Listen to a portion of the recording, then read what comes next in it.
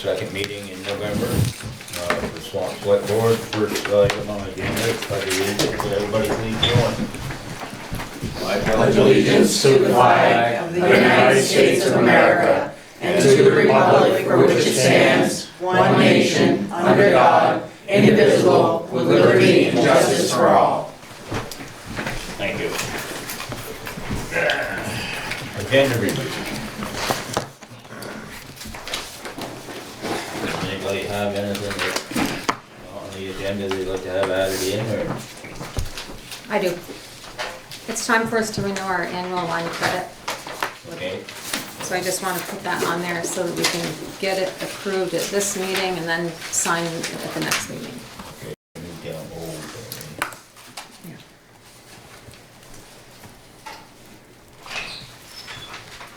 Do you have anything, Brian? Nope. Works out. Okay, then we'll move forward with the minutes. We have November 7th, regular select board meeting, and November 13th, joint meeting with the trustees. Has anybody got any corrections, additions? I'd make a motion, we approve the minutes, Mr. Chair, as they're printed. I'll second that. All right, motion's been made and seconded to approve the minutes. You All doing those them in favor? separately? I What? You gonna do them separately? Or, included. Well, I read both of them off to start with, so I don't, did you included? That was short. Yeah. Can we do it? yeah, Yeah. I'll just fix it, yeah. Okay. All right, public comments for any issue that is not on the agenda. Okay, then, moving to law enforcement, and what we have tonight is the Swanton Animal Control Report. Everybody saw that? Month of October. For October, right? Yeah.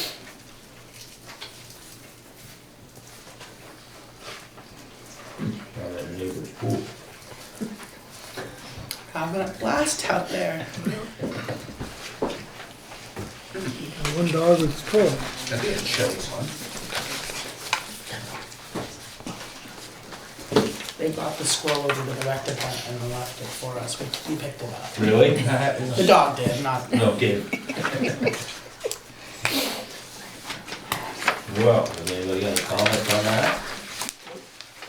Okay, then we can move right on to the expenditures, and we'll start with the general orders.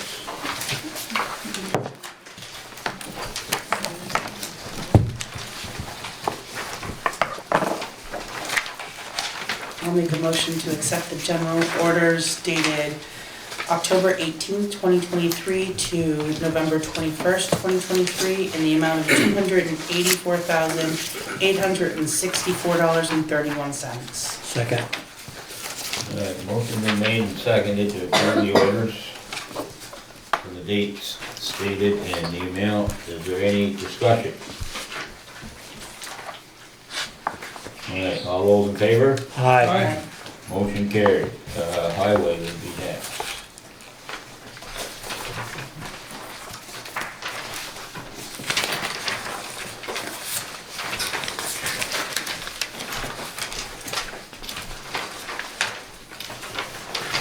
I'll make a motion to approve the highway orders from 10/18/2023 to 11/21/2023, the amount of $411,514.30. Second.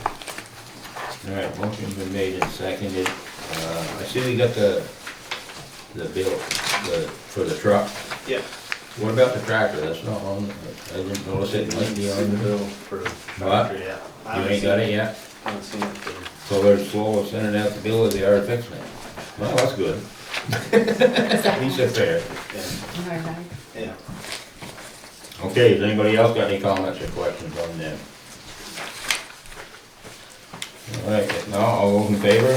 Aye. Motion carried. Next one is ARPA.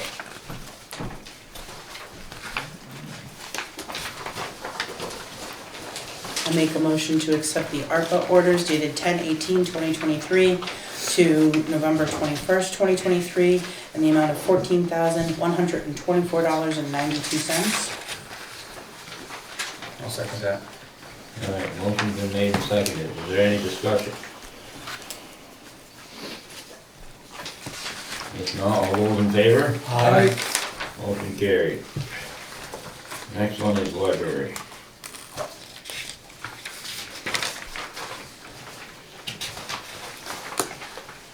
I'd make the motion we approve the library expenditures from the period of 10/18/23 to 11/21/23 in the amount of $1,324.53. Second. All right, motion been made and seconded. Is there any questions or discussion? The technician visits, are we under like a plan with them though? What, the Vermont elevator? Yeah, the Alpha elevator. Yeah, that, Is it like the, yeah, that's the service. That's the service. That's the service plan, yeah. But that particular one was for the pump, we had to get underneath there, so that was outside of the service. yeah, But the first one was the regular technical visit, that's their preventative maintenance, so.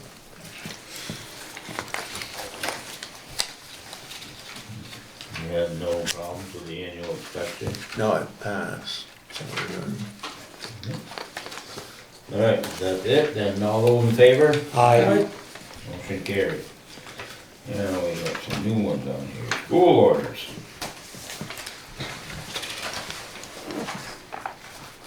Mr. Chair, I move that we approve the school orders dated 10/18/223 to 11/21/223 for the amount of $8,542,981.42. I wish it was. second that. All right, motion's been made and seconded. Is there any discussion? If not, all those in favor? Aye. And now we're going down to highway and general payroll. I'll make a motion to approve the highway general payroll orders 10/18/2023 to 11/21/2023, amount of $40,727.58. Second. All right, motion's been made and seconded to approve the payroll and the dates and amount stated. Is there any questions or comments on that? If not, all those in favor? Aye. Aye. Motion carried. So now we're gonna go on to library payroll. Mr. Chair, I move that we accept library payroll for the period of 10/18/2023 to 11/21/2023 for the amount of $9,030.49. Second. All right, motion's been made and seconded. Is there any questions or comments? No, all those in favor? Aye. All right, motion carried. Now we got the highway again. You got something you wanna present tonight? Excuse me? You got something you wanna present tonight? You got any budget issues that, now you do have something putting together for Swanton Hill, right? Yes, Yeah. yes, I'm still in the process of that. Mr. Chair, I've Yeah. got one thing. While Kevin was away, it was brought to my attention that you're not able to speak in your trucks on the radios to the village, or some of your trucks aren't able to. Only one truck, I think Okay. we can do that. The village has done an enhancement to their radio system, so that could be the problem why you're not able to. We talked about this before, getting our radios. So I'm gonna put a call to Ron Kumetz, because he did work for the village. Yes, he's got 3 of our radios over there. And Okay. I also don't know how old those radios are that we got. some of them are older than others. Yeah, so I got all the serial numbers, so when I speak to him, maybe by serial numbers, he can tell how old they are. So Yeah. there will be some sort of radio probably put in there, because we're gonna make sure that we can communicate with each other. Right. And I also ordered the Don's Way. The sign, okay, thank you. They haven't removed that pass, no pass sign, or pass sign, pass with care sign yet. You don't hear nothing back from them? No, I see they got one sign repaired on They did? 78. One is replaced, the new one coming west, or coming east East, for the okay. industrial part. Yeah. But the other two haven't been fixed. So, at this point, well, you know, it's gonna get hit with the snowplow again, but no, I haven't heard anything about the do not pass. Yeah, because they have one, this came down from Liggett yesterday, and, there's one there that says do not pass, and then you get down further, then you come to that one that Updated says since I pass turned it again. On the hill and corner and corner, so. It's okay. Doesn't make any sense, but. And what? No, and I can't get Kevin to take it down.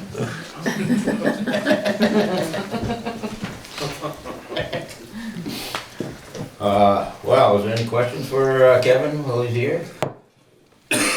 You pretty much ready for the winter then now? Yes, we took one big tree out Monday up on the pond road, big dead popple. And then we took another tree out on Beans Road today.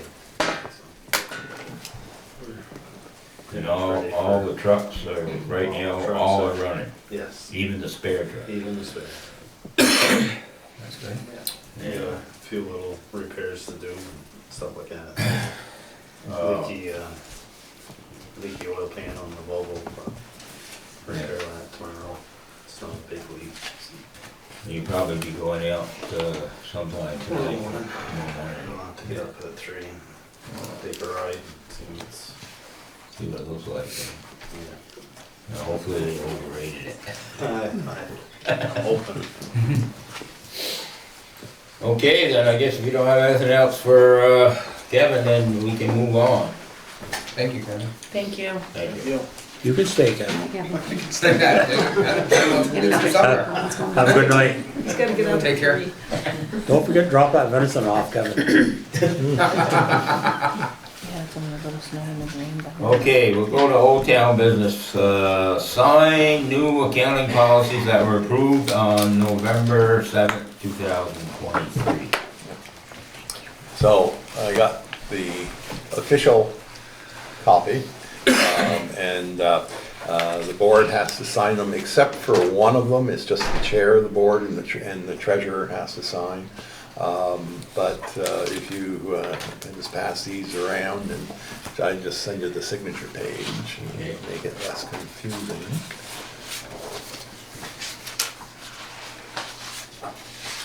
And I'll get Kathy's signature at a later time.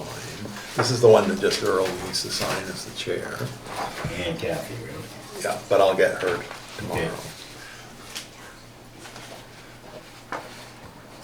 Now, have you heard back from the, Not a word. Okay. And then, He's gonna have to sign it tomorrow. let's see here. There's some papers to sign. Even on fancy cardstock. Yeah.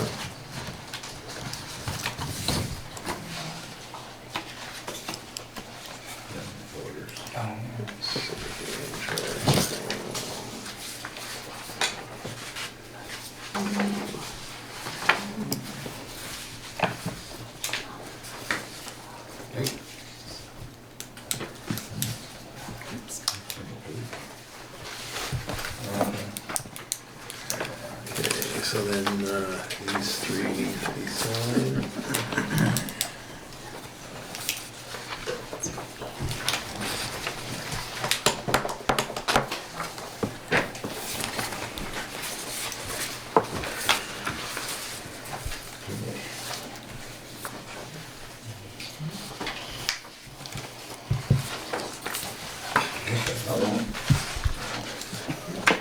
I forgot one, I think. That's too early. good thing you're there. Oh, yeah. And another one.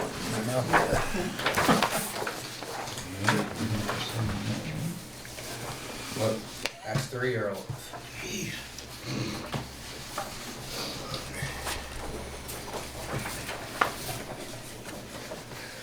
Now, is there a reason why you had it printed on this kind of paper you were supposed to?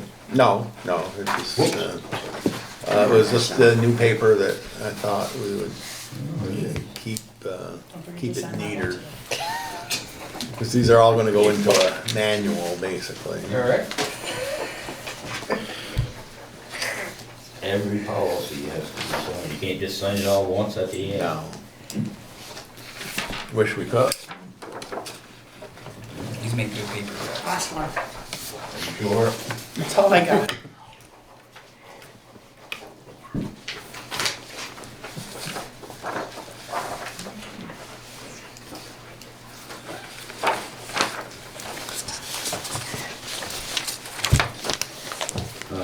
That's that one. All right, I guess we can move on to the library. And this is gonna be, the first thing is gonna be the liability insurance, the reply we got back from our carrier provider, whatever it's called. And I think right now the board needs to have some kind of discussion on this, because we haven't had a chance to sit down together as a board and discuss it. If there's any concern, does seem like there are some concerns from the carrier. I don't know, Brian might be able to explain it better than me, because you've had conversations with him. Well, as I mentioned earlier, I had called the underwriters, I spoke to the underwriters of our insurance carrier on all the town policies. And it presented an interesting problem for her. So she said, well, the following day they were going to have a meeting of all the underwriters, and they'd sit there and they'd discuss it, which they did, and she got back to me. Their feeling is that there's a significant liability in allowing the activities of the library to do homeschooling, or having employees bring their children at the library increases the potential for employment disagreements and potential employment practices liability claims. They may be forced to take action if an employee is not adequately performing their duties. There's also, it exposes more liability to the organization. So her opinion was that probably a way around this would be for the library to get their own liability insurance. So they would be the insured, but the town would be named as an additional insured. Now that creates a little bit of a problem with the company, because they don't like to do cafeteria plans. In other words, they take it all or they don't take any of it.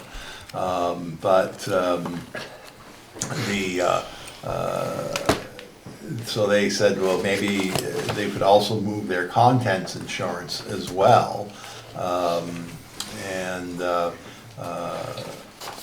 That way they would be the liability and in the building contents. So that they felt a little bit more comfortable with that. We would maintain the insurance on the building and the fire insurance on the building. So that was their recommendation, that's basically what we're gonna decide on how to direct this. Okay, yeah, go ahead, Steve. Before you Go start, ahead. I want to give every member on this board a chance to express their opinion and what their thoughts are. We've had a chance to look at this for nearly a week, so go ahead, Steve. First of all, I think we ought to be discussing whether or not we'd like them to continue that practice. I think that's paramount. The other thing is, if we had to buy insurance, is that a taxpayer expense? Yes. Then why wouldn't the folks that are bringing the children there to be homeschooled have to pay for it? Because they're the ones that are causing that expense to come on board. And how much would it be, Brian, do you know? That I don't know. Okay. No, we have to research and see what the difference between having it as all one policy and or having a separate policy for the library plus our regular policy. We'd have to get some kind of quote on that, and I don't know if that can be done anytime soon. I can call them and see what we can get. But I guess, part of the question, Wait just a minute, we'll let everybody in here, but, Okay. but wait, because we haven't had a chance as a board to talk about this. No decision will be made until you get a chance to express your opinion, okay? All right? my only question is, we should also determine who's gonna bear the responsibility For what? for paying the extra insurance, and it should not be the taxpayers. Well, okay, what do you think, Ed? Well, I looked this whole thing over, my thoughts are, that we kinda gotta go with the recommendation from our insurance company. I mean, to me, it's not cut and dry at all. Yeah, that's definitely a big concern. What do you think, Cody? Do they have already a liability insurance? It's already covered It's under the town covered our policy. policy. They don't have one for themselves at all? No. In their budget, they do. Yeah, that's We- what yes, we they do. do. We They did, have- we did carry liability and. I thought that was part of the contents agreement of insurance. the MOU, was that Right. we covered insurance for the building itself and the employees, but the contents was up to the library to pay. because- Contents and liability, we already carried both. Yep. Okay. They don't seem to, this, But maybe not, it's probably not with them, So are we paying and they're paying at the Okay, same time? apparently, yeah. So we're paying insurance on the building and Right. what we would for staff. I'm assuming WC is workers' comp coverage. Yeah, the workers' comp has gotta stay with, Right, because we do Yeah. payroll. right, But so we're insuring the building itself, but everything as far as contents and liability, I guess, for, So that recommendation was already kind of pre. so it's already in place, is what Yeah. it seems like. right. The only thing we've gotta make sure is that on their policy, that the town is named as an additional insured as our interest may appear. okay, so you'd have to get Brian the information of who's doing the coverage, for you, so that we can see if we're on there. If not, we'll have to be on there, because that's highly recommended. We can contact them about that. Yeah, But our insurer at Kinney Pike assured us that all children at the library are covered by our liability insurance, whether they're being homeschooled, educated, or entertained at the library. okay. All right, Earl, if I may. yep, Going by what you just said, I'd like to have something in writing to that effect for us to have on file from her insurance. from her company. insurance company. Yep, We can give you the email that they sent. Yeah? Okay, it's easy to say, yeah, but then if you have a problem, Mhm. he said, she said, you know. or if we get more, concerned citizens calling, we'd be able to tell them yes. And we have it right there in front of us, if that kind of makes sense. We'll go back to what Steve was, But Nicole hasn't waited. what'd you say? I don't Yeah, think you didn't Nicole- ask Yeah, you them. didn't ask me my opinion. Oh, well, you had already said, you Well, answered the question, I but go ahead. I go ahead, did, but yeah. I mean, again, you know, I understand the other board members' reservations about homeschooling, but it's, you know, it's not, again, it's essentially, they're coming in as a patron, the children are, and it would be, you know, how is that any different from any other child that's coming in to take part in any program? And, you know, I think also too, with the complaints that have come in, you know, I haven't been able to talk to those people that have made those complaints to do further investigation, to really see what their reasoning is. And at the same point in time, while we have talked to Becky as a trustee, I also feel that those that are doing the homeschooling should have the opportunity to speak for themselves, again, in regards to the matter. Yeah. Well, the issue is, you know, I understand what you're saying, but it's not a typical thing that's done in the workplace. It hasn't been a traditional thing that has happened in the workplace, but if you look at new age companies, you know, again, not that we are Chittenden County, but there are many companies, professional companies in Chittenden County that are making this a practice because they're trying to make their establishment more family friendly, you know, for working families, as childcare is an issue, especially here in our area. And if, you know, if this continues, I think there could be accommodations made. It just has to be, you know, outlined exactly what expectations are, and there has to be a system of accountability for it as well. Nicole, could you give Brian or Kathy the names of those companies that you're referencing, and then they could maybe call and get some information from them? I can give you some that I know of for sure, but I know there's, you know, lots of them. Well, but I'd like to be specific, if you know of some. Sure. Okay, thanks. And ultimately, I don't think we, as a board, really, we can like share our opinions, but I don't think we have any like ability for decision making, right? So that's up to their board of directors, their board of trustees, correct? I would say that's pretty much correct. That's correct, under the present state We law. can share our that- opinions, Yeah. but as far as making Right. a decision on whether it stops or starts, we can't really. Right. But I've spoken to legislators about this issue, about the inequity that it causes, so I'm not sure if we'll get something changed, but. Well, I guess, to follow up on Nicole, and I can ask the trustees or the library, do you have any certain policy for people that do employees that do homeschooling, or they're just, I mean, how do you monitor the work, being done and this and that? Well, we ask for input So from, Go ahead. input from the director, and we listen to the public. And frankly, if there have been complaints about homeschooling at the library, shouldn't these complaints come to the library board rather than to you guys? I mean, if you forward them, we'll certainly deal with this. Okay. But you don't have anything in writing of how this is handled in the library? No, it's not part of our policy, but we could do that. Well, it probably would be a smart thing to do, wouldn't it? I assume them other places you're talking about that allow it for their employees to do that, they must have some kind of policy. I mean, a general assumption would make me think that they have something, sure, but I don't know that for sure. Yeah. I know that what they do in the Montpelier Library is that it's written into individual staff members' employee contracts, rather than, I don't think it's part of library policy No, it's a case by per case se. basis. It's a case by That's case. all of the libraries I know that do that, it's a case by case basis.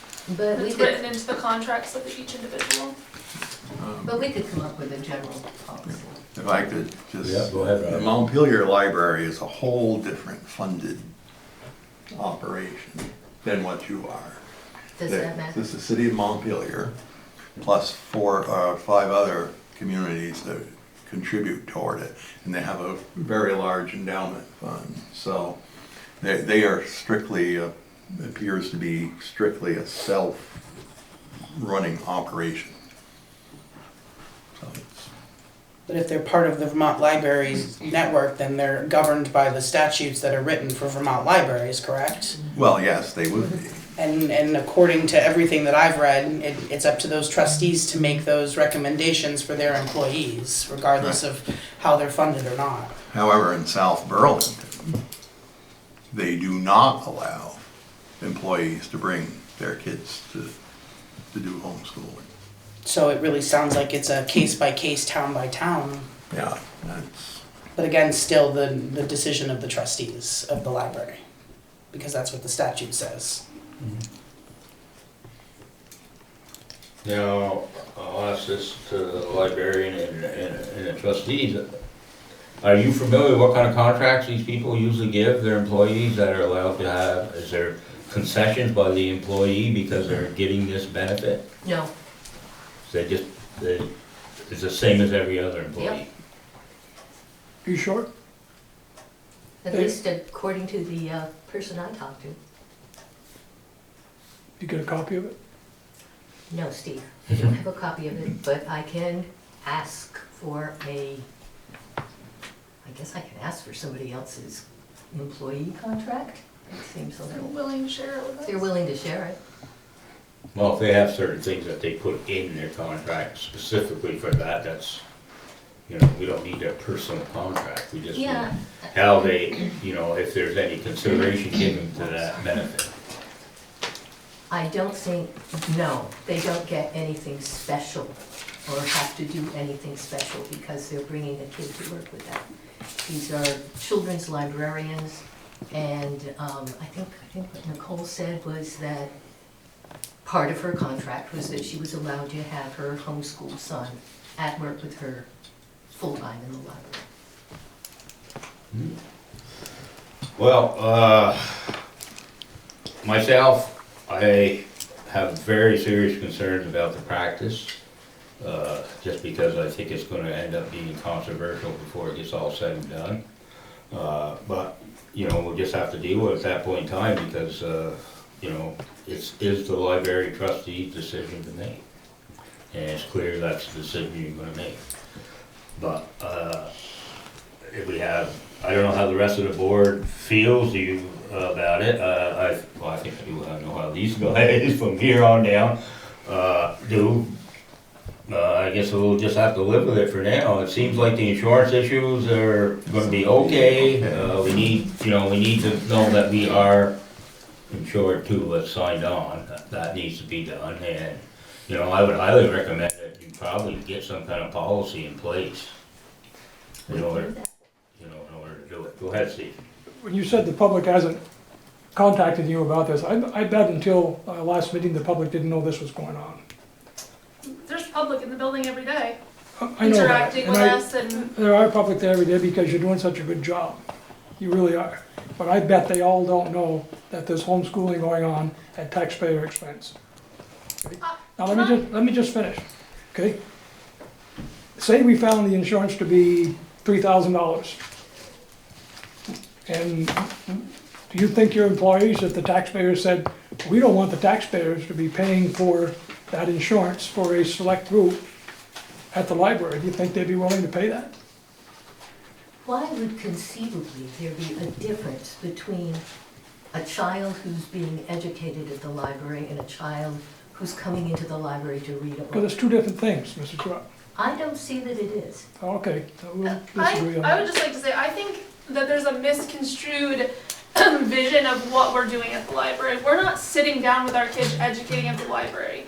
Our kids are at the library with us, and they're using the library the way any other kid would that came off the street. We're not sitting there actively educating our kids. They're with us during the day. We do our own education at home separately. We're not educating them there. They're a part of the programs that we're already running. No homeschooling that is going on. That is homeschooling. Homeschooling is very much a child-led kind of endeavor. The kids are using the resources at the library like every other kid uses these resources to educate him or herself. But it's not the staff sitting there like 3 + 3 is, that's not what this is at all. They're engaging in programs that are already being offered, and they're sitting there reading a book like any other kid would when they're coming off the streets. I side with the chair. I really disagree with that practice. And I wish we could, I know we can't, but we could issue a cease and desist. I'm that serious about it. Well, there's been a lot of objections over the years to homeschooling in many different forms. Yeah. But it's a legal form of education, and it's very successful. But if you're just bringing your kids to work, that's somewhat different than my interpretation of homeschooling. It wouldn't, So while I'm at work, I am working and my kids are there. And then I do my own education at home separately. So my kids are getting an education. It's not, Yeah, that's what I'm saying. I mean, Yeah, you're not teaching them anything. They're pretty much on their own in there. They might participate in whatever activities you got done, and then if they get to bugging you about something, you just tell them go read a book, correct. and they do it. Yeah. My kids weren't like that all the time. Once in a while. right? No, I just, So, you know what the issue is, so you guys are gonna have to deal with it. It's something, you know, people get, you know, because I'd say that the majority of the board does not agree with the practice of homeschooling. Now you're telling us you're just bringing your kids to work with you, and you're not actually spending time teaching them. Correct. That's a little different, I guess. Maybe people might buy into that, I don't know. I think the numbers of the things that we've accomplished really speak for itself. If we were sitting there doing school at the library, we wouldn't have the programs that we have going on. We wouldn't have the number of community engagement that we have going on. I think the library staff is very good at their job, and they've really changed it. It's the best it's been in the last 30 years, and I think that really speaks for itself. Yes, I agree 100% with that. I just don't want something to come up that's gonna turn people off, okay? That's really a big concern, you know, because we're spending a lot of money on that library. You know, we see it as a real asset to the community. Yeah. We'd like to avoid as much controversy as we can. So would we, and we would really appreciate it if you guys are getting complaints about the library, if they went to the library board, Okay? because we will take care of it. Yep. So is Brian gonna solicit some bids for this insurance? No, they already No, they already have. They already have. They already have liability. They already have, for this type of purpose. It covers it, they said. For liability, and if we make sure that the policy shows the town of Swanton as an additional insured, that our interest may appear, and then get it in writing that they are covered for this sort of activity, not having employees' own children there present in the building during work time, then I think if they've got it, we'd be all right. Now, Okay. if we're adding the procedure for them to have insurance, their own liability insurance, should that be something that should be noted in the MOU? Well, it is in there. Yeah. They were supposed to, Okay, so and they have it now. yeah. So, yeah. Well, double check on the MOU to make sure it is in there. I was reading it today. Okay, so you know, so that's what we need, and we can move on to something else.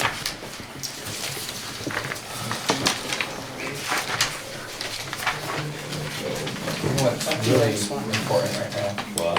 is you're handing me a chocolate or two. I said, what's really important right now is if you hand me a chocolate or two. Oh, I didn't hear you. Cody's hungry. You want one? Okay, let's see, next thing is Swanton Public, we already did that, update on Swanton Community Center, Ross Consulting Engineers. I don't know if you wanna come up here.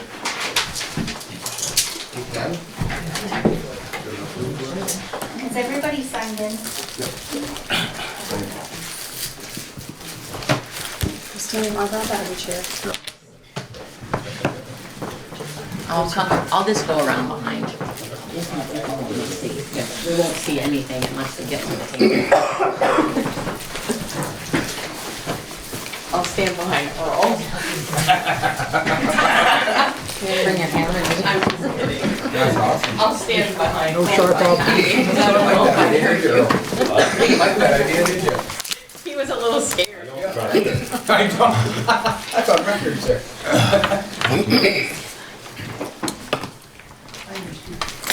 All right, I guess, just for the sake of all the members of the board, because we don't really know you guys. Or I don't, maybe Steve does, maybe Brian does. We were here. Yeah, I know, but we never had an official introduction. Sure, so I'm Peter Garceau, owner of Cross Consulting Engineers. Owner? Yep. Okay, I'm Bonnie Dell, I'm the architect in the office. okay, I'm Earl Fournier, select board, Swan Chair. This is Nicole Draper, I don't know if you know her or not. This is Christina Candle, our assistant for Brian, and you know Jack. Go ahead, introduce yourself. You introduced everybody else, I'm just gonna talk like it. That's Cody, his mouth is full. Cody Hemingway. Yeah. Ed White. Senior. And Steve Woodward. Maybe And I'm 30 Betsy years. Fournier, chair of the Swanton Rec Board, and Alicia Bordeaux is our treasurer. Okay, so we were looking at the possible artist rendering as being something, and then the parking issue. Right, so, artist rendering is, I don't recall, but we did look at the parking issue. So what I remember of the last meeting was specifically you're looking at what's the difference between the parking between the two concepts, and then, also between both concepts and both accesses, one from Jewett, one from Blake. So that's what we looked at, from the last meeting. And I'll go over quickly, Ron does have some elevations, not necessarily renderings, but we can look at those after. We'll just find the right plan here. So, So, just to clarify this, rendering is done when we pick the final concept. yeah, so that would be like, kind of like, so you pick your concept, we got a path forward, we do a rendering, that's sort of, you know, to present to the public. This is Correct. what we, you know, a little bit more of a pretty picture, let's say. You know, for your outreach at that point. Where's the site plan? First one, first two. There's two. So between the two concepts, and I show them both entrances on both concepts. So the parking is pretty close to the same on both ends. You might lose, you know, a half dozen spaces with the road from Blake Street. The only difference that I see, and the reason why we, again, last meeting, we kind of recommended that come from Jewett. We didn't really like the intersection coming from Blake. And that hasn't really changed in our mind, although the parking is the same. There's a lot of constraints on Blake that, as engineers, that we feel kind of make it a little less advantageous for the access. And specifically, grab the overall. It really comes down to the intersection with 7. So if you're looking at Blake, the intersection up on Route 7, it has that kind of offset intersection with, is it Platt Street? Platt Street. Yeah, Platt Street. Those are not ideal, less safe than, you know, obviously the 4-way intersection that's perpendicular. You also have the rail trail that kind of cuts across diagonally. So if we're gonna be moving all the traffic that comes down Jewett Street now to access the back over to Blake Street, it just adds more traffic to an intersection that we feel is less safe than the intersection on Jewett. Pete, when you say traffic, you're talking about traffic from the rec and the community center, not the businesses. Correct. Okay. So the rec, the community center, and anything that accesses the back, so overflow parking for any of the softball events or baseball events, or any of the rec facilities as a whole. So You have absolutely no concern about putting more traffic on here, with all that goes on down in them businesses. less of a concern, I'm not gonna say I have zero concerns, but I have less of a concern with that versus Blake Street, just because of that intersection on 7. A majority of that traffic's already going down Jewett Street. You know, I don't know if anyone's done a traffic generation or a look ahead of what the community center may increase. We haven't done that yet, as far as an increase in traffic once the community center's built. But there is a majority of that traffic already accessing the fields, the overflow parking now. And you're not proposing any sidewalk down through there to allow people to walk in. So. That's sort of, kind of, you know, Okay, we're kind of ahead, not really at that point yet. So certainly we could look at that. You know, all that kind of stuff, once we get into design, you know, the town can kind of look at how do you want to upgrade the pedestrian traffic to the facility. That's all stuff we could look at. And you also have the rail trail already built. The rail trail's already built. And it connects right I to the assume there's a rec connection down at the bottom here. It Yes. looks like there is on the aerial. So there already is that pedestrian access to the lower fields from the rail trail as it is. And like I said, the traffic is sort of already using Jewett Street now. I don't really see it as a major impact for whatever increase we're gonna have. Again, we haven't done any projections yet of what the increase in traffic would be, but I don't expect a huge increase unless the programming is remarkably different. And they might be the same patrons that we already currently use the space. Yeah. Just at different hours of the Yeah. day. Well, that's the thing, right? Because the business traffic is gonna be happening more throughout the day, whereas the rec traffic's gonna be happening more from that 4 o'clock, 8 o'clock window. Right. How many parking places did you come up with? So, We got 170 on what we're calling scheme number 2, and 157 on scheme number 1. Which one's the 2-story? This is the 2-story. Yeah, so we actually get more traffic, or excuse me, more parking on the 2-story concept, the one that we brought last time. Was that cutting it into the bank a little bit? Yep, it's kind of cutting into the, building into the bank. This one's more kind of down below on the level area already. Oh, so it's, So you gain a little bit extra area down but below that's by near pushing it in the Field bank. 3 is what, that's still near Blake Street. Correct. Yes, both buildings are still Okay. located over in that corner near Blake Street. We're just not, But either entrance has no effect on the stormwater runoff there. this one, this entrance is gonna be more complicated for us to get stormwater. We're gonna be pushing the envelope a little bit more. How come? If the building's in the same place, in the parking lot. Because we have to pick up this, we can't pick up this driveway, because we're gonna be too low by the time you get into this corner. So we have to do what's called site balancing. So we have to pick up other existing impervious and try to pipe it over to the wetland, or what we're gonna propose for the stormwater treatment. So it's a trade-off of whether or not we can find enough existing impervious to get over there, to make up for what we can't pick up as what's new. Adding additional cost. Yes, I mean, we haven't even really got into the cost part of it yet. It's more of, can we do it? Right. And we won't really know until we actually get into the design. So there's just a little more risk and possibility of not being able to fully meet the rules on that intersection versus what's already there. Because this is all existing, so That's it's. all existing, so that can run off wherever it wants, it's not an issue. We can pick up more of it to meet the stormwater rules. This one is tougher, so you can't just, let everything run off the way it is now, but there's a trade-off on what you can, a percentage of what is existing that you can let run off versus what we need to pick up and treat. Whether it's what they call redevelopment or existing and new. So there's just a couple added layers of challenges for this intersection. Again, not to say that if the town, decides they want to go that route, they're just more challenges. Doesn't mean we can't work through them. Peter, when you, for the size of the building that we're talking about, I think what's 10,000 square feet, what's the minimum amount of parking spaces we have to have for a building of that size? Would 170 cover it? It's a good question. I haven't looked at the zoning regs to actually check it. We were kind of just trying to maximize what we had on site and just see what we had. Is it tied to square footage? It's usually tied to square footage, yes. Okay. Yeah. What's been your experience around?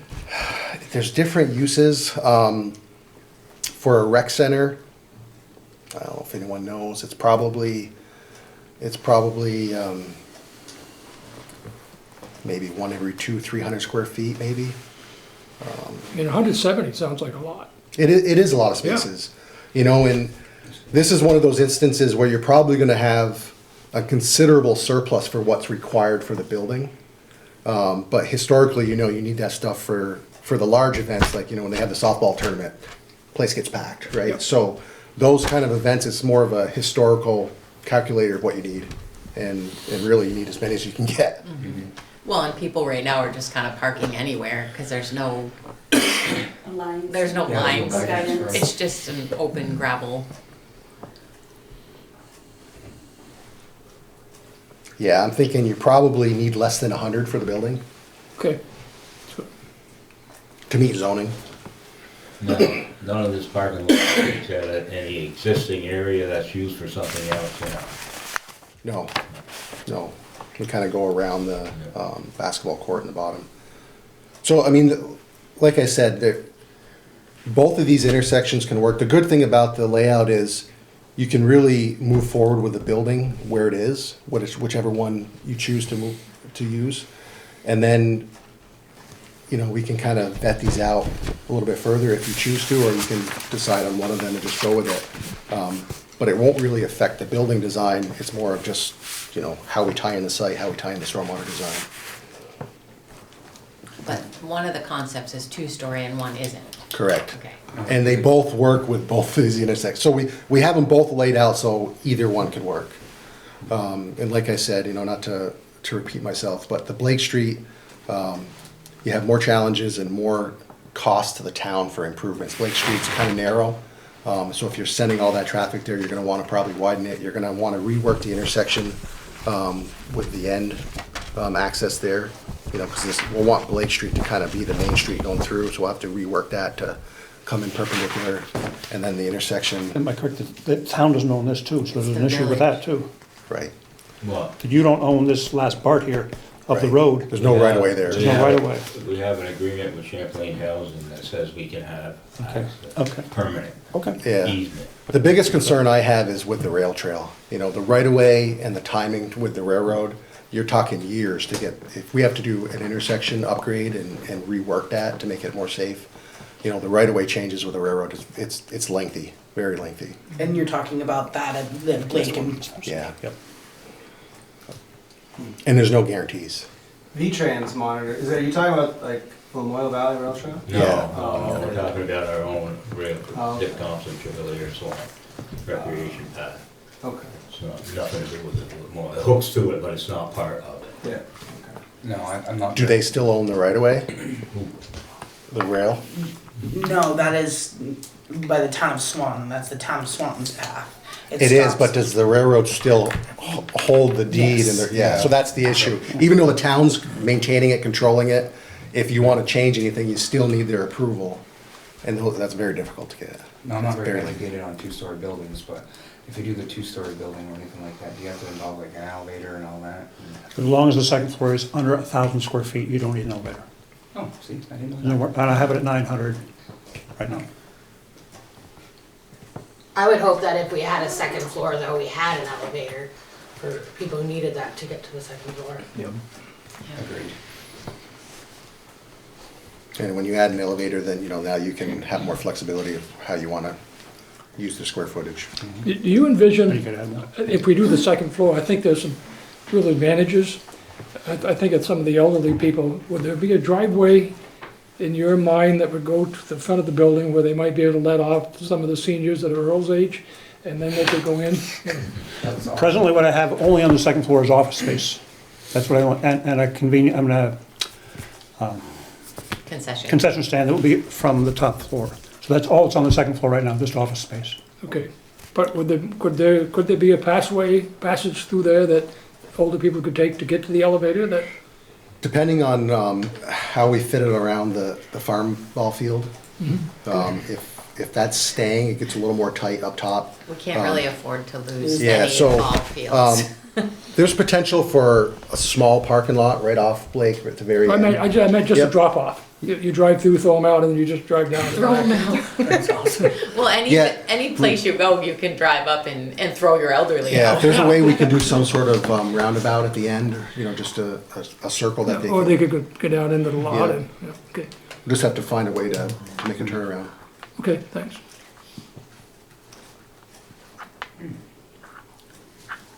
I mean, our So we first can look at concept that. was just the original, was this. without the second floor. I mean,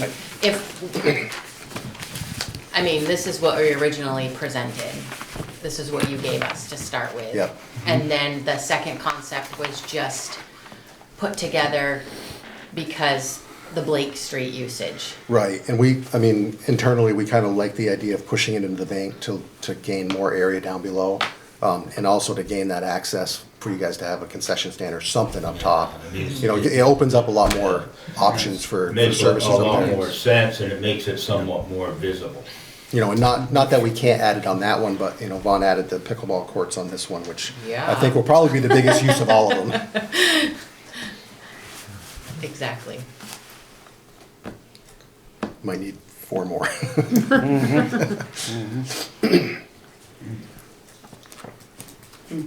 So now we just have to make a decision on what design we want to move forward with. So why don't you do the floor plans, just to, I don't know if we did that last. Not only so this is the one, okay? So I'll just kind of go through the spaces. You come into a vestibule, a large lobby, and most of the spaces are off that lobby, and there's just a hallway to these 2 activity spaces too. So a lobby, an office, office activity space, an office, mechanical room, lunch, kitchen, closet, bathroom, storage off of here, and storage off of those rooms. So again, it's all on one floor. So the spaces way to the, well, These are you're right. activity rooms. Activity rooms, Activity okay. I rooms. thought you said storage, I was I'm like, sorry, activity with Okay. their own storage, with their own Right. storage space off of the activity. Okay. And that's level in the parking lot. Yep. Yep. Right. This is first elevation from down here, and kind of a 3D view of the building down below. That's a single story. A single story. Okay. The back side.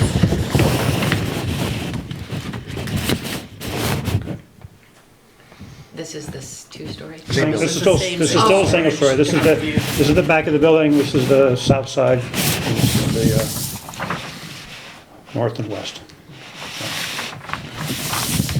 Okay.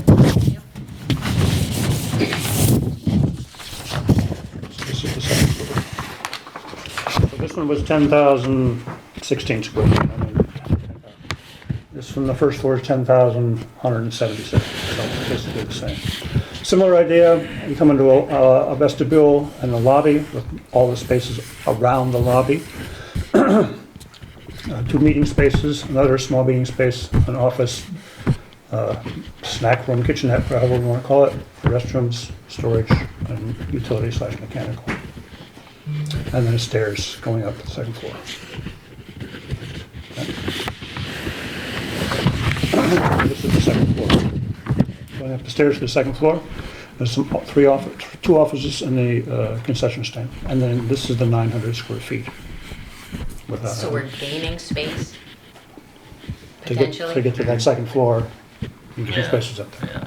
Where's the elevator? I'm sorry, where's the elevator? There is no elevator at this point. You don't need one. To get to the second floor. It's just the stairs. You don't need an elevator under 1,000 square Yeah, feet. so if we go over 1,000, if you want to increase it, you could add an elevator if you want, or if you go over 1,000, it'll be required, and then we'll have to find a space for it.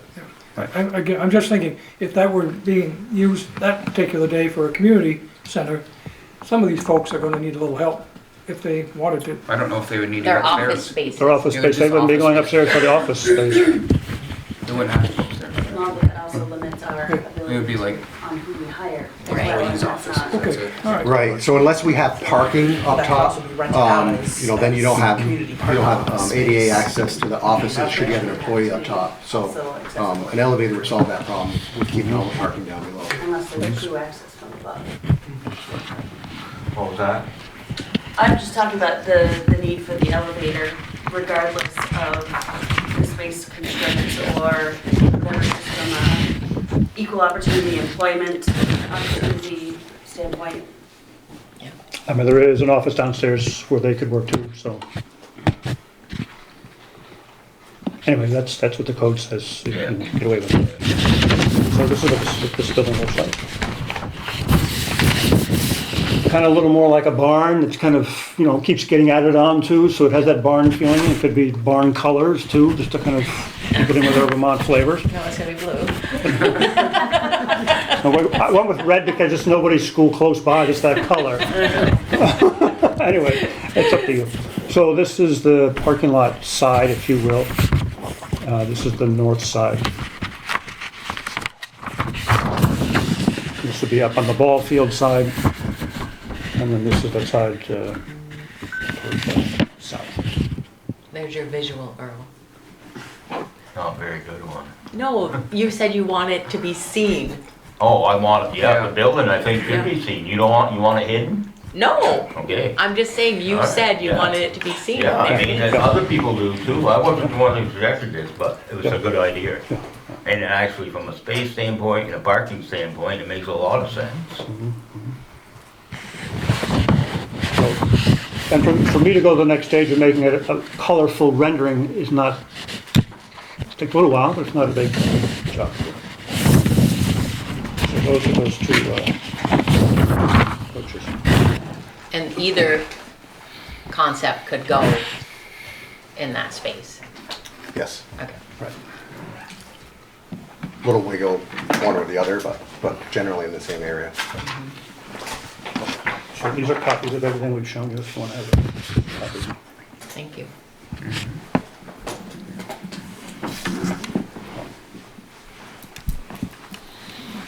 So, the parking issue should be adequate. Should be.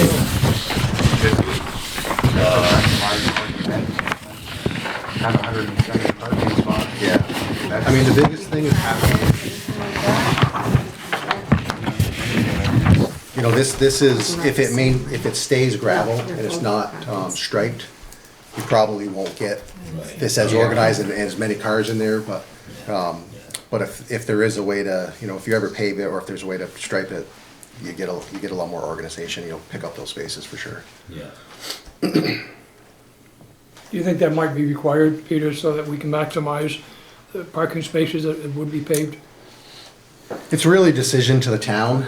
I don't believe it's gonna be required unless the DRB requires it. Good.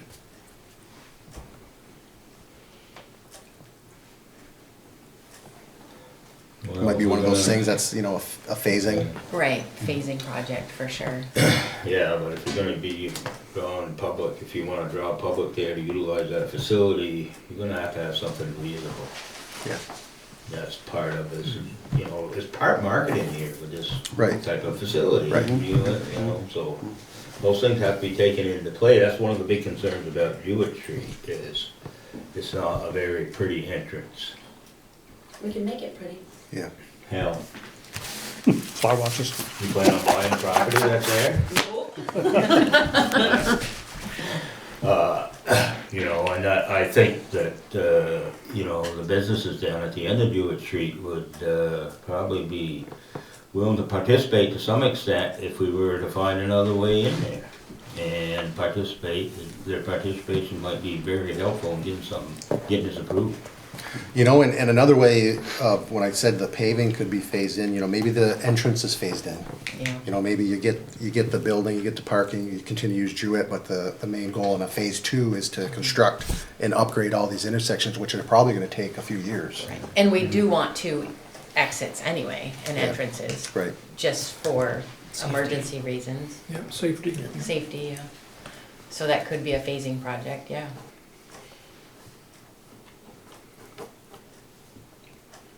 That's a big part, that was a big concern, parking, that's good, Yeah. thanks. Yeah. Yeah. Just roughly, I think paving is probably gonna be the way to go. I mean, it would make it look really jazzy, you know. What do you think it would cost to pave that, Peter, from your experience? A lot of money. It's, it goes up by the hour and in the last few years. They wanted what do we- $8,000 to do the upper parking lot, Yeah. which is just very small. See if I can So I figure can out only square footage imagine it would be substantially more expensive to do. So, Mr. Chair, what's our next step? It's gonna be a big deal, Well, Steve. $100,000? What's that? 100? We have whatever you to, say, Betsy, Yeah. we're gonna do. we have to pick a Make up your concept. mind. Yeah, screw this. Well, we have to kind of really talk about. I made my this, position clear on this, but it doesn't, if everybody else is agreeable with going forward and letting Jewett Street stay on there because that's gonna save a lot of money and this and that, I'll live with it, but it's not something I'm Well, and it can supportive of. also, like they said, it could be a phasing Well, it project. could be, but generally if you don't do things up front, they never happen. I'd have to agree with Earl, and I don't like Jewish Street, if that's what we have to eat, fine. But when everybody's saying it's gonna cost a lot of money, well, a lot means nothing to me. Dollars would be more important, so if Peter came back and said, if we wanted to utilize the Blake Street entrance, it would cost an additional $175,000 or $110,000, then we have a number to work with, you know. Well, and he's not really gonna know until he starts. Yeah, I know that. So we can't really give a dollar amount until they start moving things around, and then that's when you're gonna be either halted saying I can't do it anymore, or I can Yeah. move forward with X amount of Yeah, dollars. I think it's gonna be more of the intersection improvements. I think, I'll correct the record on my stance last time as far as the cost of the actual drive down at the bottom is not as bad as I feared. It seemed like the grading worked a little bit easier than we thought it was going to. It's gonna be the improvements, that are needed on the intersection and the road itself to widen it for, you know, for that much traffic. That's where your money's gonna go up. And again, it could be I understand what phased you're saying, improvements. but you got those same issues on Jewett Street. That's a narrow street. Not as narrow as Blake, though.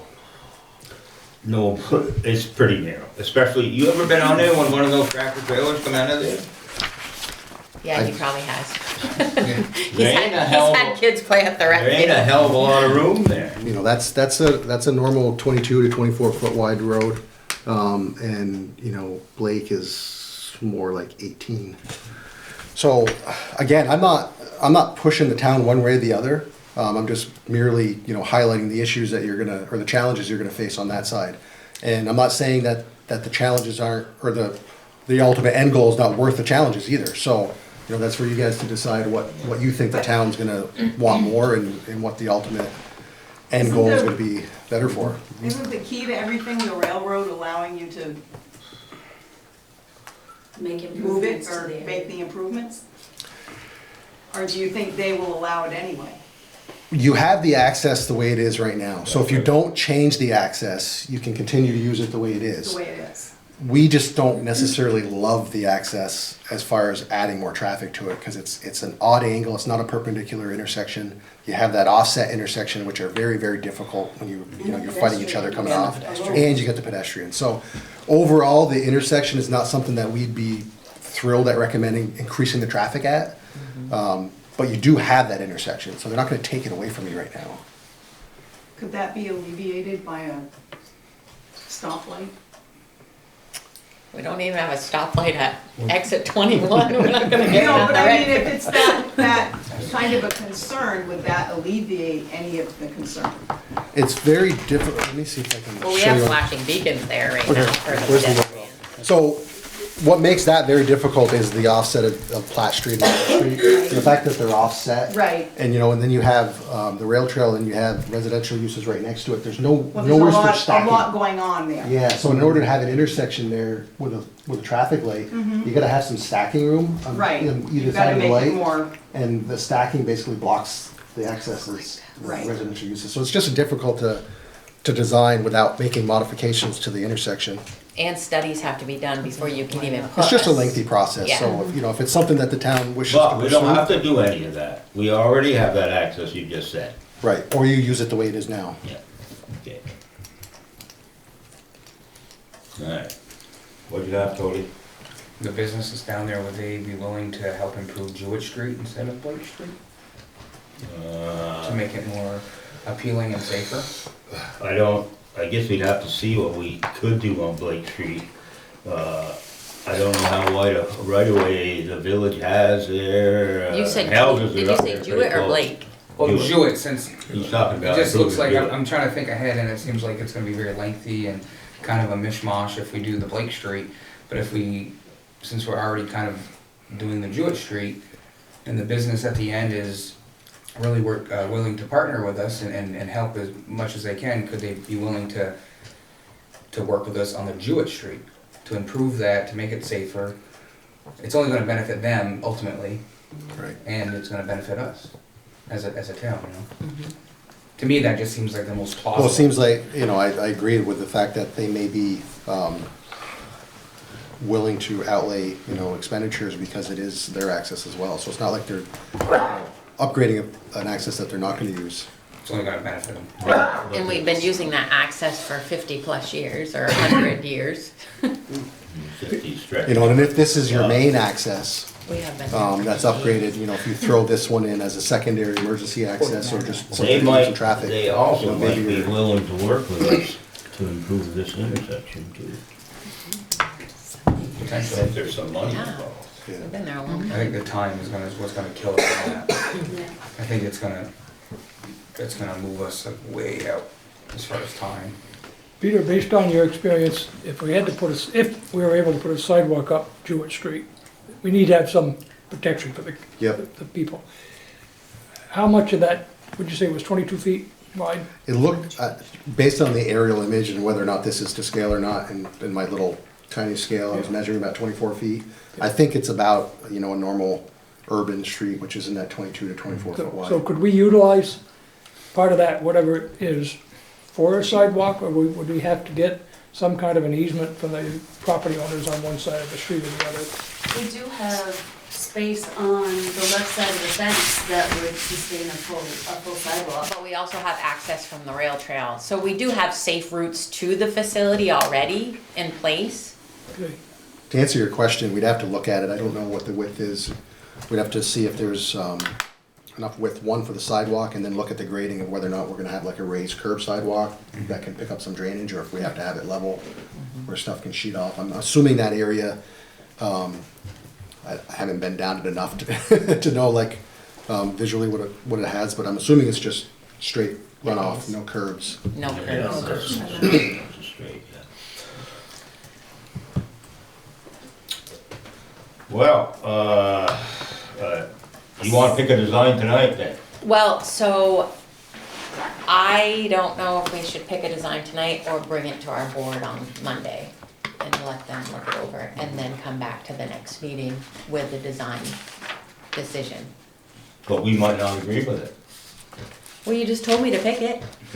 You just said, go ahead, pick what you want, and now you're telling me I'm gonna come back. Do you have specific input that we can take back then as part of the feedback? Don't tell me to pick a design and then tell me you might not like it when I come back. So if I have to pick a design tonight, Yeah, but there's probably gonna be a lot of other people that ain't gonna like it, you know, that's just the way it is. Not everybody's gonna be in favor of either one of these, okay? well, of course, So you got- that's regardless of something. what design we Uh, pick, someone's gonna have some sort of input on it. Yeah. It doesn't matter which one. Someone's gonna have input, and that's okay. But we'll just have to learn how to manage it all, you know, all the input. It's a great discussion.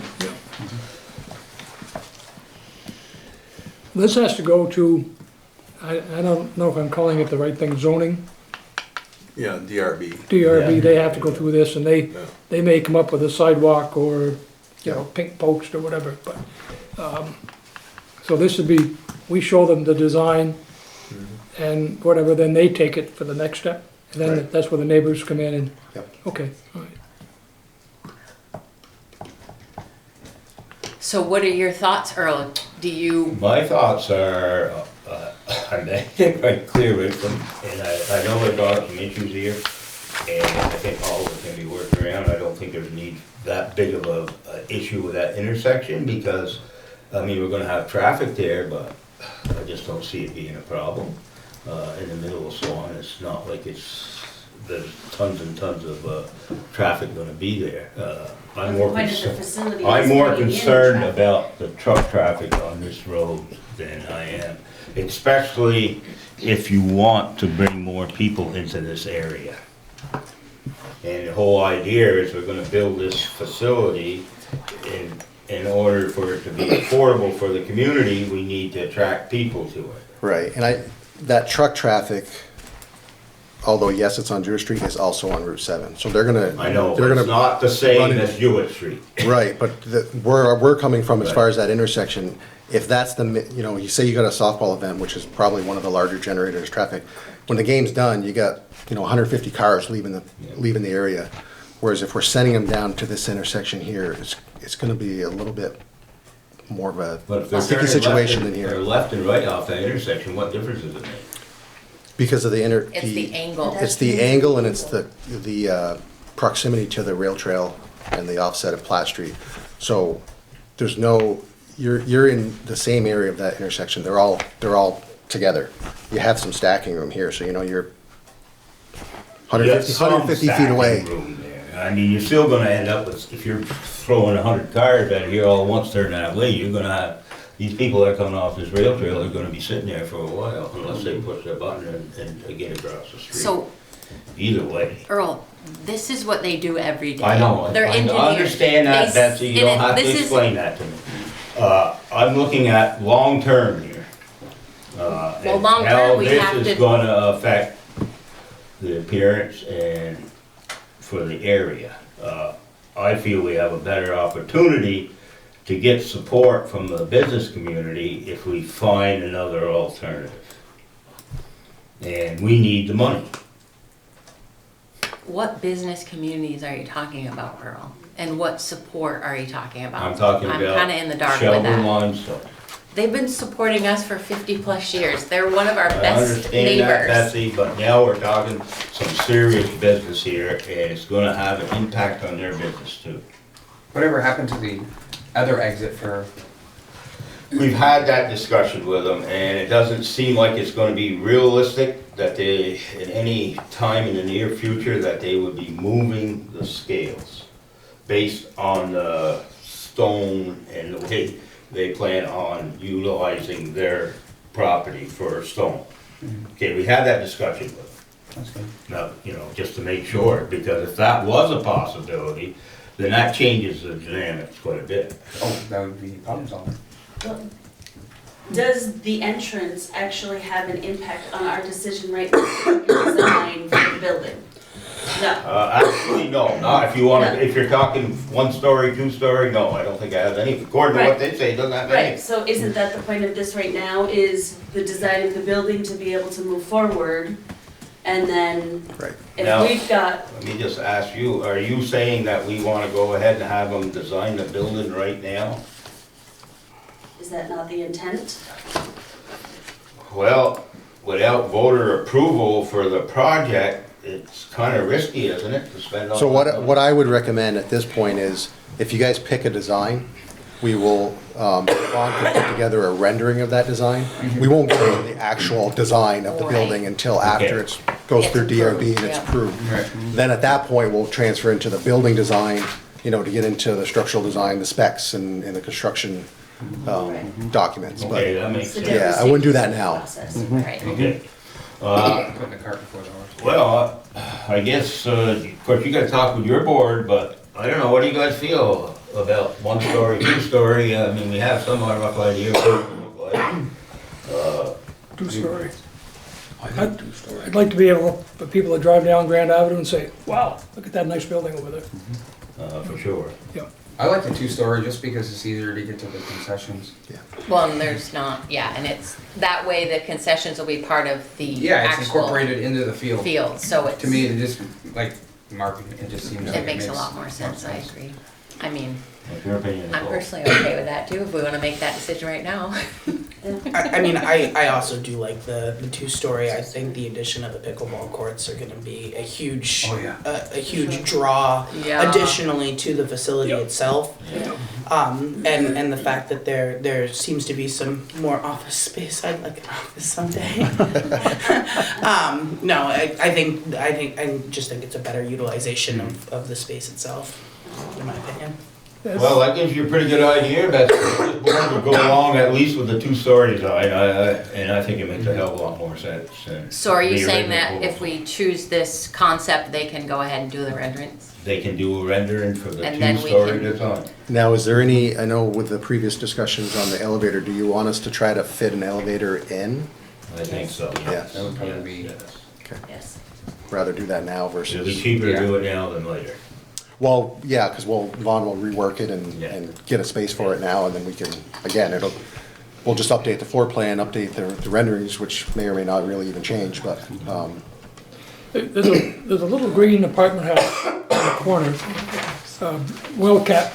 I think there's maybe three apartments in there. And when you look down, when you look up Jewett Street, they got that apartment house and they got a little step right there. And it comes right to the edge of the road. I'm gonna guess they're probably grandfathered, but there's no railing on that step, and that's their business, of course. Is that a wide enough area, the radius? I know the big trucks can go back and forth through there. Is that enough room where that little apartment house is for all this extra traffic, Peter? which one are you talking about, Steve? On the end of Jewett Street. this one right so here? the corner of Jewett and Grand Avenue. I can't see it that far. It'd be down. Oh, at the end down here, Yeah, so over here, or that one? Jewett Street. It's probably that one, by the looks of it, yeah, yeah. Yeah. they're right on the edge of the road, I mean, there's no question. Yeah, again, we'd have to get some survey data, just, check the width, check the design. If we're gonna upgrade Jewett and upgrade that intersection, it's all stuff we'd have to look at too. Thanks.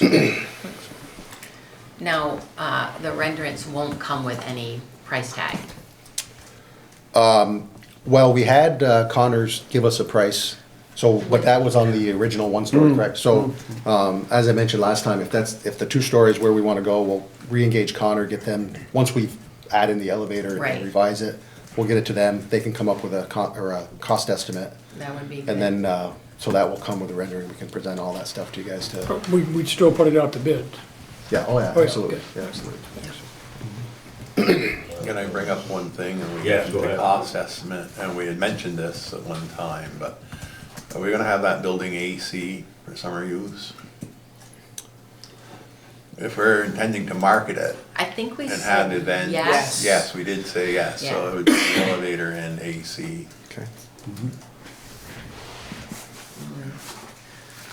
So, If that's all stuff, you guys tell us what you want and we put it in. We want the two so story. two-story. Well, I'm assuming, No, I want, you go, let's do it right now. Well, your board is not here. right now. Well, they were invited. Okay, all right, well, you've heard every member on this board, including myself, that two stories make more sense So you're gonna make for a lot of reasons. Make a motion. So, I don't make motions. I'll make a No, motion. I'm looking at Cody. Yeah, I said I'll make a motion to accept the two-story concept. I second it. All right, motion been made and seconded to go with the two-story concept. All those in favor? I'm sorry, you're asking, I made a motion. And she abstained. Well, Okay, so the motion did carry. Oh, Christine. aye. now let's go back to Blake just for a second. While you're doing all that work, Peter, which is great, do you want us to also ask Ross to give us an idea of the numbers that might be there if we went down into the pit there? Yeah, I think I mean, it's easy enough for us to put together an engineer's estimate for the ramp leading down to the bottom. It'll be a little more difficult to come up with some realistic numbers of the intersection or any improvements to Blake Street. So that's kind of that'd be an unknown at this time. We'd have to kind of bring in some other traffic Yeah, you guys keep to help us saying with that, that. but Plus, I think you'd have to. You gotta make some improvements on Junior Street too, that you know. Absolutely, about. absolutely. So So it's, we don't know, like. you gotta look at them both. You gotta Could be look a at lot them when it gets all done. both. Could be. So we might, but you would have to do that, how much, would you give us a fee for that too? We still have a contract. Yeah, yeah, so And it's how much have we used out of that? Do you know, Kathy, off the top of your head? Probably not. not a lot. No, like Not a seven, lot. was it? Probably less than 10, it should be. Well, way less than that, probably. Yeah, I don't think we've even spent that. really quick, if you want me to. Well, last time we looked, it was 5 something. And I see I had a couple bills this time on the orders, so it's, I'm sure it's less than 10. And you haven't billed us for this yet? Okay. Yeah, look at it all while we're doing it. Take the big picture and No, you're good with what our ask? Yeah, Okay, I personally like the two-story as well. yeah. My dream world, I put some big doors right there so you can open them up and bring pickleball inside. That's just me. All right. Can you do it in the gym in the winter? You can. Yeah. Nicole, did you abstain from that vote? I did. Thank you. So far, year to date, we spent $6,930. And that included 2 orders tonight. Yes. Yeah, so we're, We have. and this wasn't all that much, so we're well under 10 still.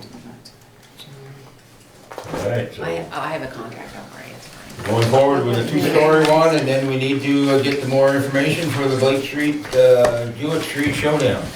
Yep. Good job. All right, great discussion. Thank you. Thank you very much. Yeah. You're welcome, thank you. Okay. Do you want these two? You can have these two. Yeah, we can leave them. We can keep them here, people wanna see them. You can leave those You here. can have these after. Brian, you got copies in your office of this? We No, just- we just brought it tonight, so we'll leave these for Keep you. these in the office. Thank you, Peter. Thank you, Peter. I'm just, Have a we're good evening, just happy gonna, Thanksgiving. Yeah, you Cody, too. we're just gonna No. show these. We'll have these copies. Oh, you Here, can if keep they're those. not- They're keeping the bigger ones. My son okay. just got a Are you sure? 160 You can keep pound, those. So you can take the big ones and we'll keep a set of those here. My Okay. dad got one on opening I day. just want There's two there. Nicole, you pick one. We'll keep I don't need one. mine. Jesus. Do you want them on the I don't website? know, I don't know. Or do you wanna wait until we're done? Yeah. Road like everything's on the Yeah. website. Nice. Yeah, we're My son's got the honey So do you issue want with me to dad, do so the two-story one that He's you like- made a motion I'll on? get together, thanks, Dan. Put that one. Yeah. So how do you want that? That, yours, these Do you wanna come this way, Beth? Thank you. Oh, I can. When he first got out of college. Okay, Good people. Yeah. further discussion on the rec center. Well, I have some things I want to bring up. Have the rec committee started looking for, in the process of getting, what, I don't know what you call them, sponsors? Is that what you call them, you know, that have the signs, you know, blah, blah. We do that in January, yearly, yeah. We haven't started yet. Are you gonna do something special specifically for this project? Well, we had, once we knew it was moving forward, yes, we can. Well, yeah, because money is gonna be a very critical issue. How about the grant process? Nothing going on that? We have a list of grants, but in order to move forward, we needed the whole concept and cost. Well, you know you're going for 4 million. Well, I know, but you have to actually know what. No, you know, you can go, as So long as you you write- know, you write grants every day? as long as you know how much Plus, you're gonna we need. Brian and I are gonna put out an RFP for a grant writer. We had Okay. discussed that in the last Good meeting. idea. Alright, so that's taking place. Have you put the RFP We're out? not- No, put the no RFP RFP out yet. but we will. Yeah. And I think the cost may be, maybe now 4.5. Well, and it could be a little It more could because even of be, the elevator and Yeah, the, so that, you know, but in any case, but we'll put out an RFP. And I think what you meant, Earl, is for somebody to make a large contribution. Like if somebody Oh. wanted to sponsor one of those activity rooms, Right. and give yeah. $300,000. So the ask is out there, the rec has a sponsorship packet for different levels of sponsorship that they offer. One of them is for large capital improvement projects, and this is just our, the design as of right now, but that gets updated, like they said, annually. Do you actually go out and approach people that might be, could be considered, that might consider this, or you just hope they see it and do it?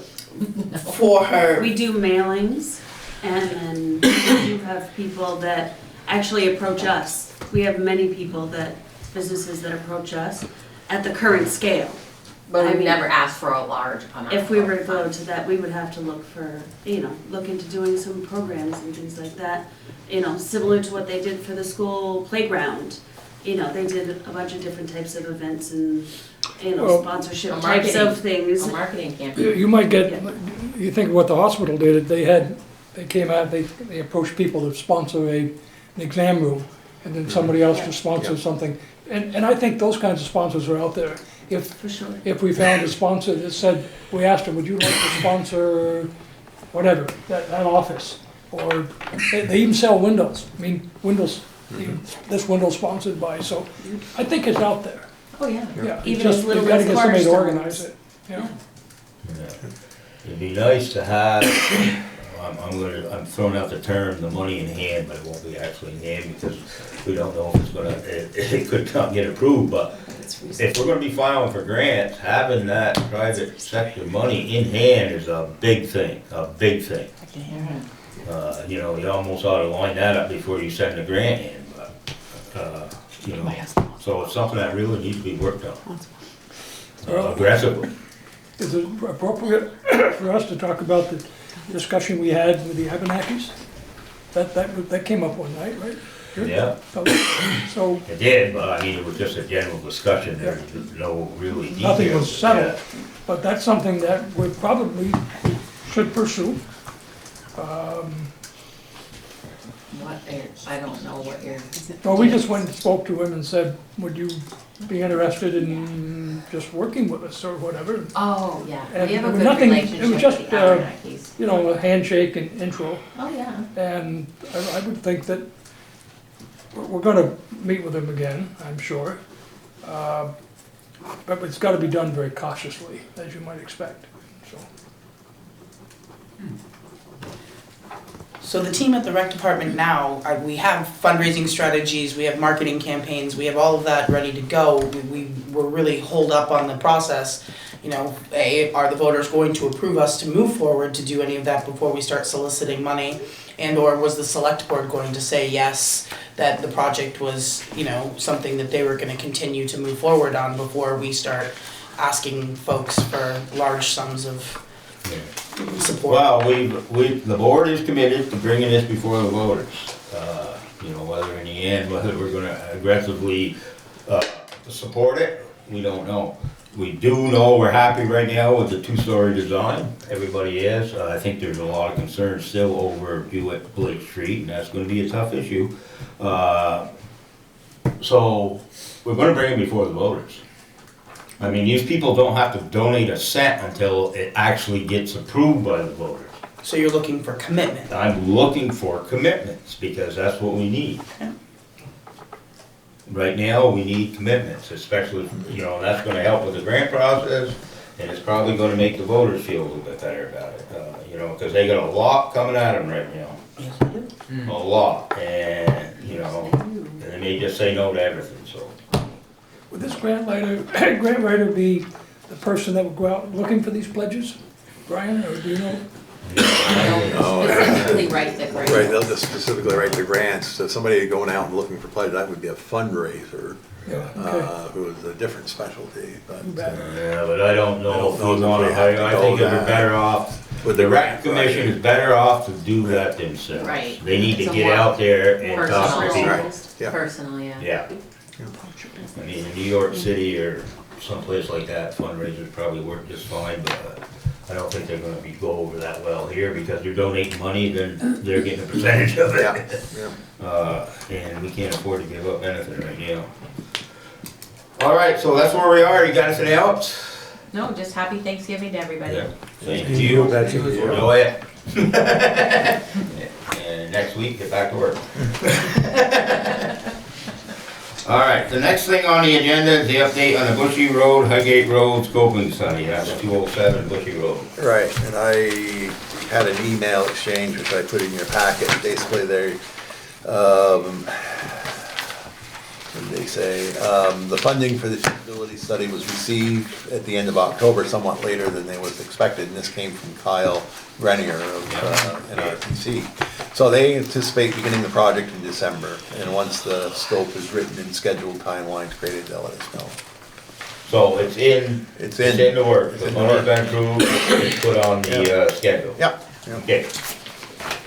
All right. Discussion on the joint police board proposal. And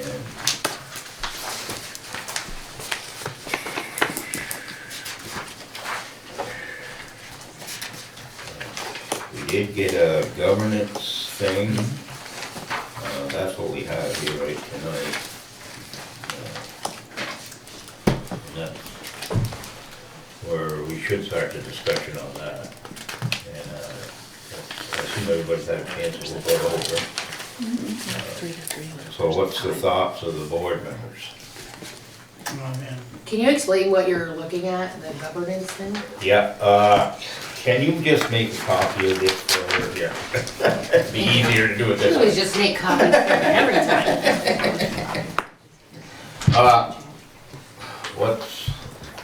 What's the thought? So I think it's a good start. It'll probably change Yeah. as we go along, but it's a good start. Yeah, it's, Now, I don't know how close this is. Bill seemed to think it was very close, and I don't know if you checked much on that, Brian, but this is very similar to what St. Albans City and St. Albans Town are doing. Right, yeah. You know, basically, you know, the village is still, I guess, you know, we got input now. Yeah, More yeah, input than we had yeah, before, right. but we're not quite equal partners. Okay. And do we wanna make a big deal out of that? Because it's eventually gonna happen on its own. What do you say, we're not equal partners, in this proposal we are, but you say now we're not? No, we're not. This is, the village maintains the preview over internal affairs. Oh, okay, Right. all right, Cool, okay. grass is just another. All right. And I, if I could just interject here, I think, first of all, however you cut it, for the time being, all this is going into process, the village owns the police department. That's right. The village insures that police department and ultimately has that liability. Yeah. So that's why they've gotta be in the driver's seat as far as who's hired and whatnot. Yeah, That's the push reason there. came to shove, the village residents would be paying for the damage, not the town residents. But, that's gonna change too. That can change, yeah. Now, once we get into this proposal Right. where we're funding, Yeah. where it's that equally can funded change. throughout the town, Right. something happens down the road, the town is gonna get dragged into it. Yeah. And there's no way we can get out of it. I mean, we can now, but I don't. Well, believe- they tried getting us into a couple of things here since I've been here, and we've gotten out of it Yeah. because it wasn't in effect to us, but. But it's gonna be a little tougher after this takes place. This gets us started. It does, it is definitely more than you've ever had. Yep. So, if we're gonna be agreeable to put this, proposal for governance before, then this is gonna be part of our presentation for the next hearing. Which I had the conversation with Bill the other day, and he's just as anxious as I am that we should probably do something either the 5th or 7th of December. One of them's a Monday night, and we have our meeting on Tuesday night, so that's why I left Tuesday night out, because doing public hearings The 5th is a and doing a Tuesday. meeting is just too freaking much. It's more especially. Especially on an issue like this, because, you wanna give people time to talk. So then it would be the 4th or the 7th. The not 4th or the 7th, right?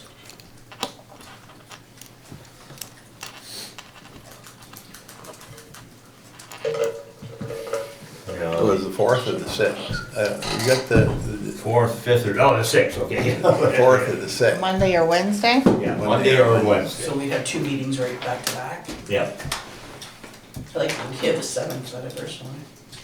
Yeah, well, then we gotta do all our other business, and we're in the middle of budget season, and we got budget. Have a meeting on Tuesday and then have a meeting on Thursday instead of having a meeting on Tuesday and then on Wednesday.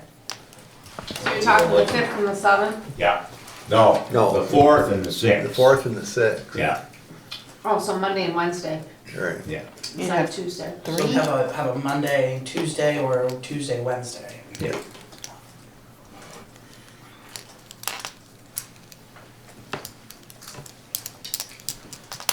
Yeah, they're fine. But we need to put together what we need to keep presenting too, and Brian, you'll have to coordinate this with Bill. Yeah, we talked today. Okay, did you get any fire department numbers yet? No, they're still working. But he he's holding the 4th or the 6th Yep. for him, okay? Our joint meeting on the 27th, on Monday night, is gonna be strictly for the exit 21. Yeah. And then one minor thing, since the engineers are the same engineers that are doing the traffic flow here downtown, he'd like us to stick around and discuss this We one discussed way. the proposal, yeah. So, but then either the 4th or the 6th, and I was gonna get back to him, he's not in tomorrow, but I will get back to Yeah. him. Well, we do need those fire numbers, don't we? Oh, we need a big picture of that. Yeah.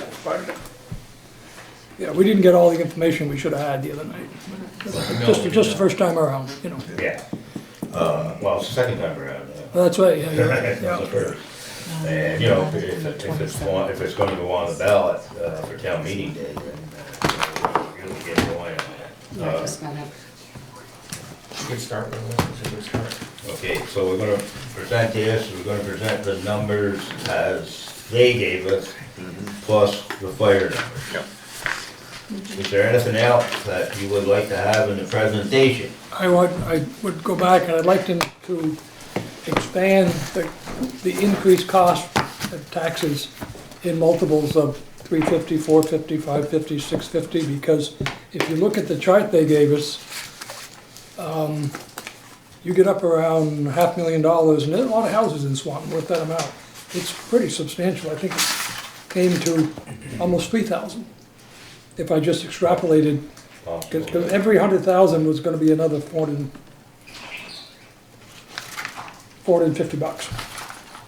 So we really need to expand and include the fire department. Yeah. So that we can give as much disclosure as we can to the people that are gonna be paying the bills. Yeah, Yeah. yeah.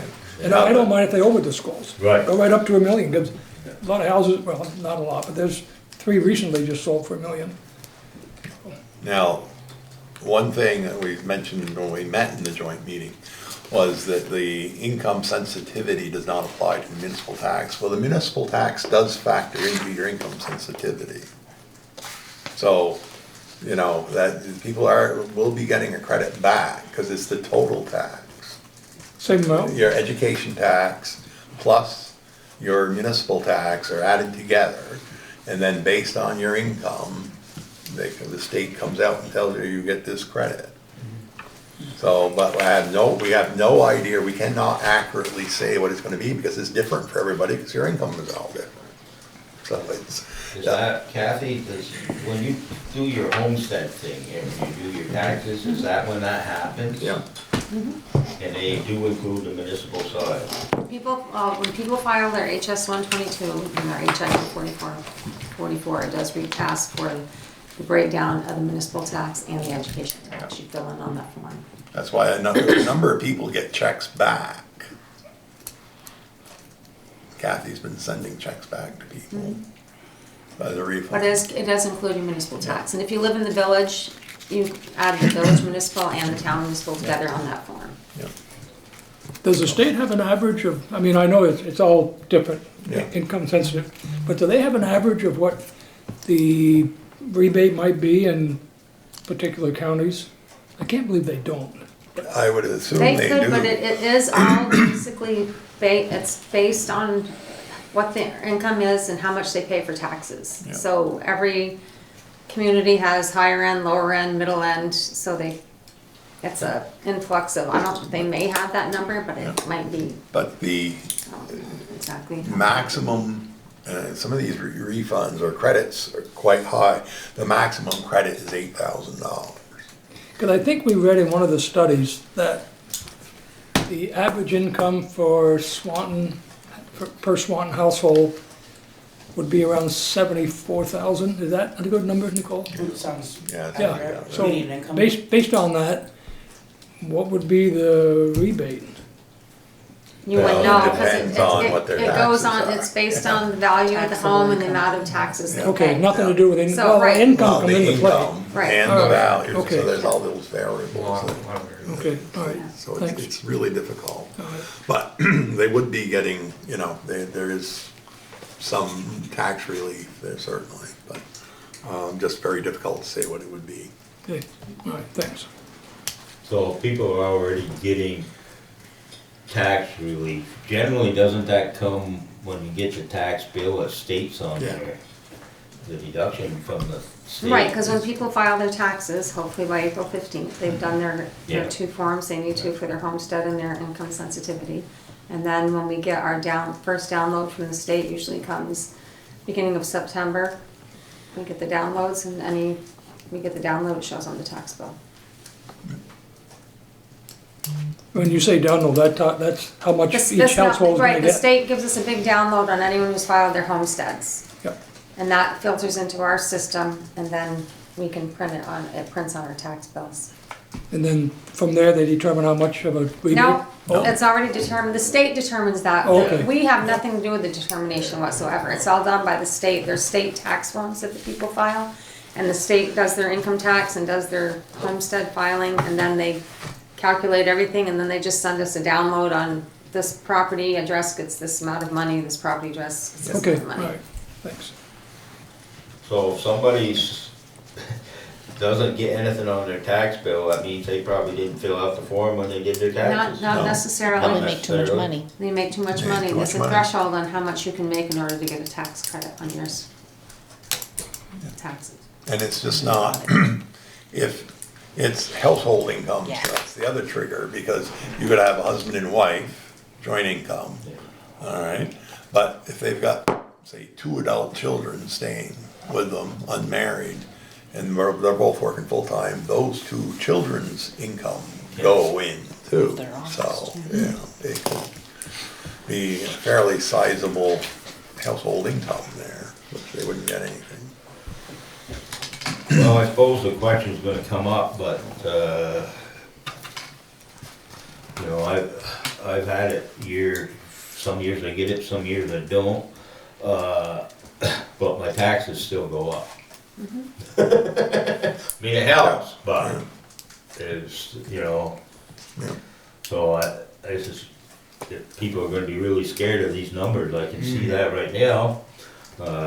You know, there is some help that could keep it, but it's only gonna cushion, they're still gonna see an increase.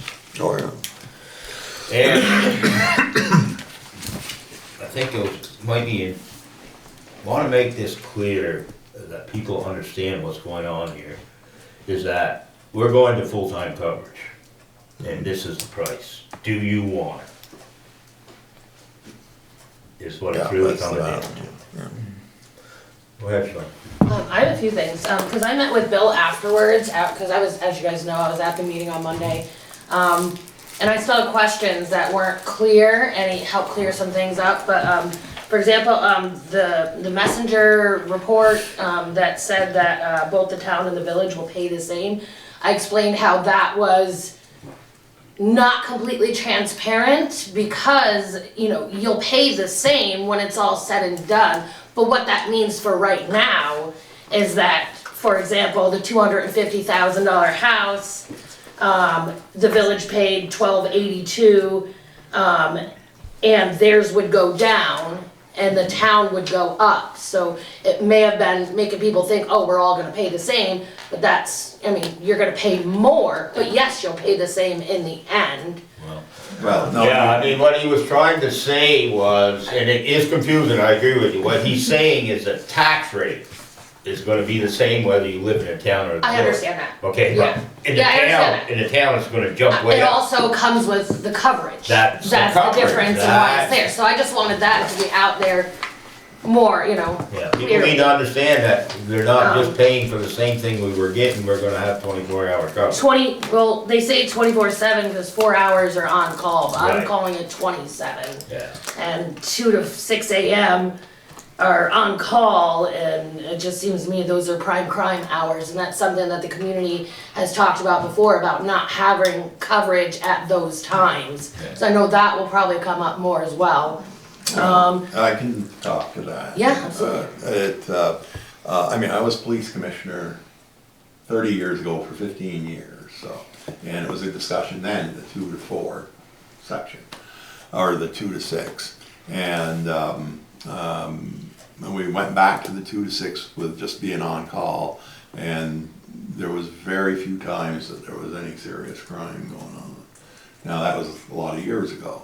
But the on-call, right now, there's no state trooper on at that hour, any place in the state.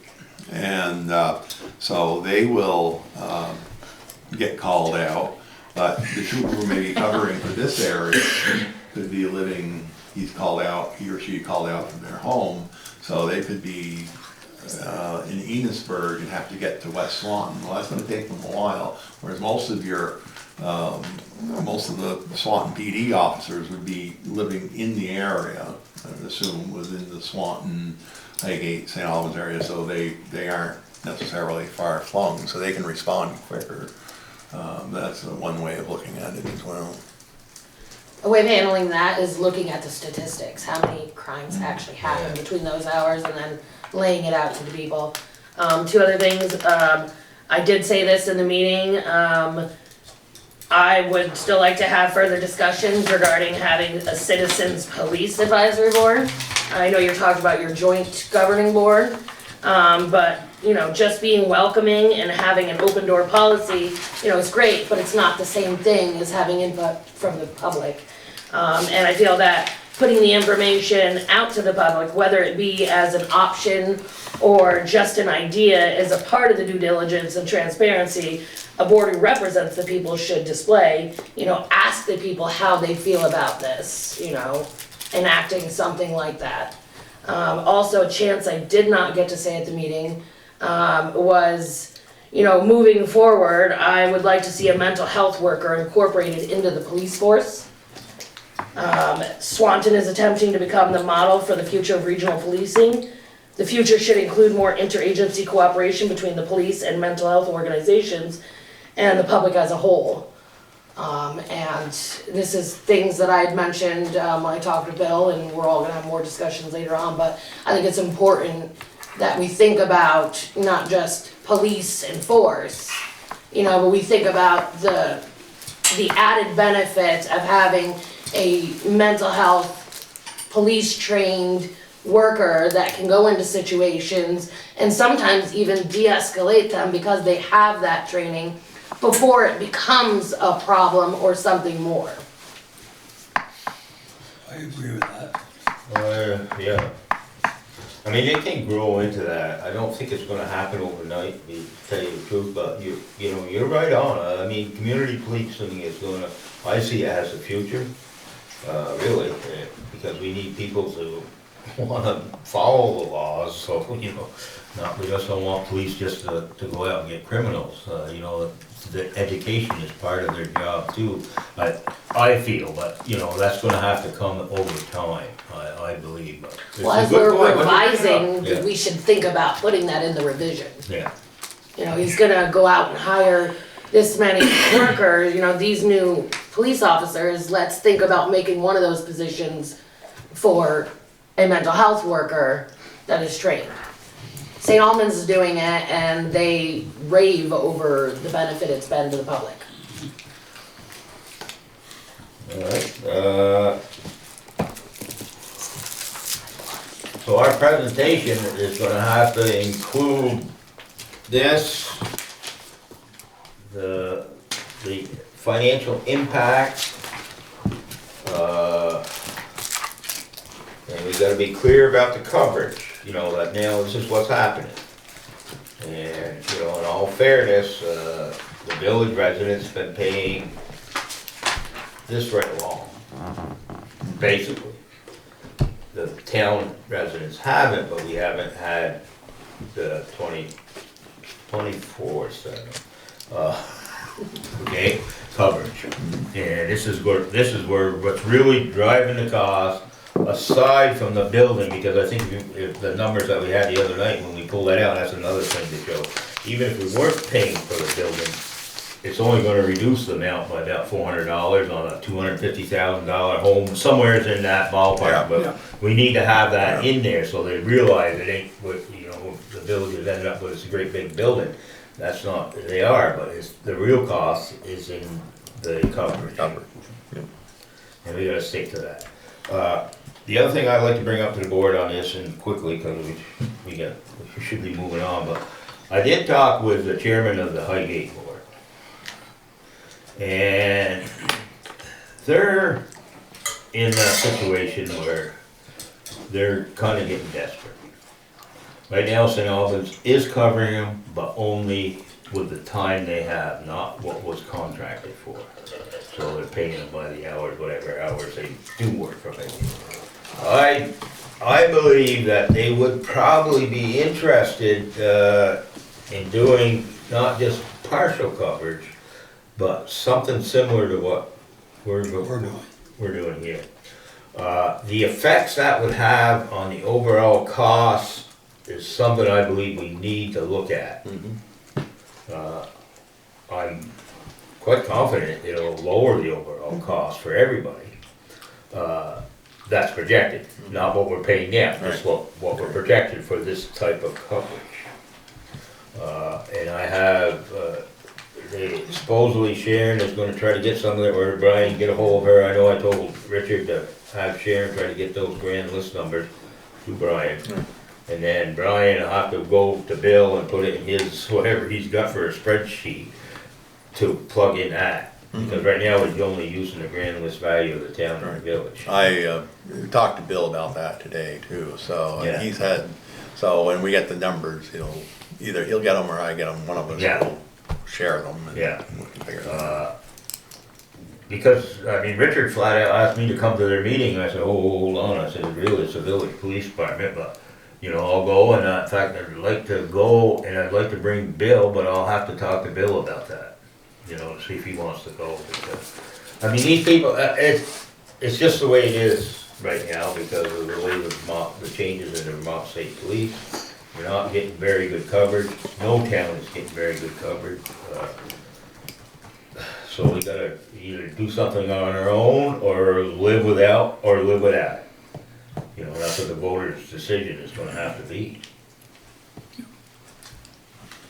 Is there anything else that you wanna put on to that presentation? I think you've covered all of it. And the other thing that, as long as we're in budget season, this is the budget.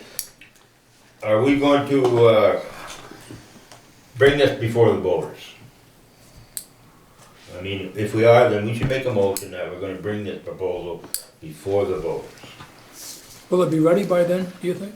Yeah, so the way they're moving, yeah, they Yeah, want well, it all. they have to have it Yeah. for the village voters, so, yeah. Yeah.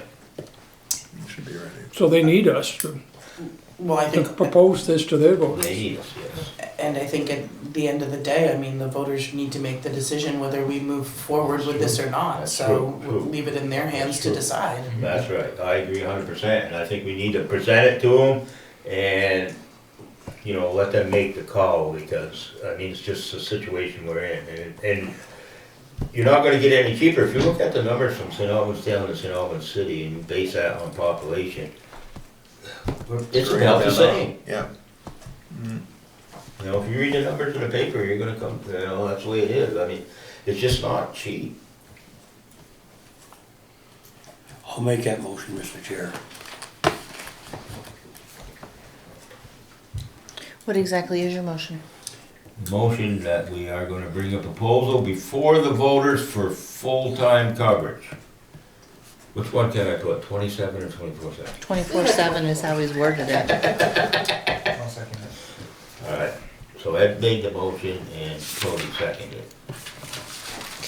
Is there any more discussion on that? Can I just say something? Yep. You want to have your special meeting, you don't have another select board meeting until the 5th. If you want it the 4th, don't you have to say that now? Well, that's right, we'll have to decide on that tonight too. Bill said either day was okay, right? Because he said he was gonna go back and talk to the As of trustees. this morning, he's, yeah.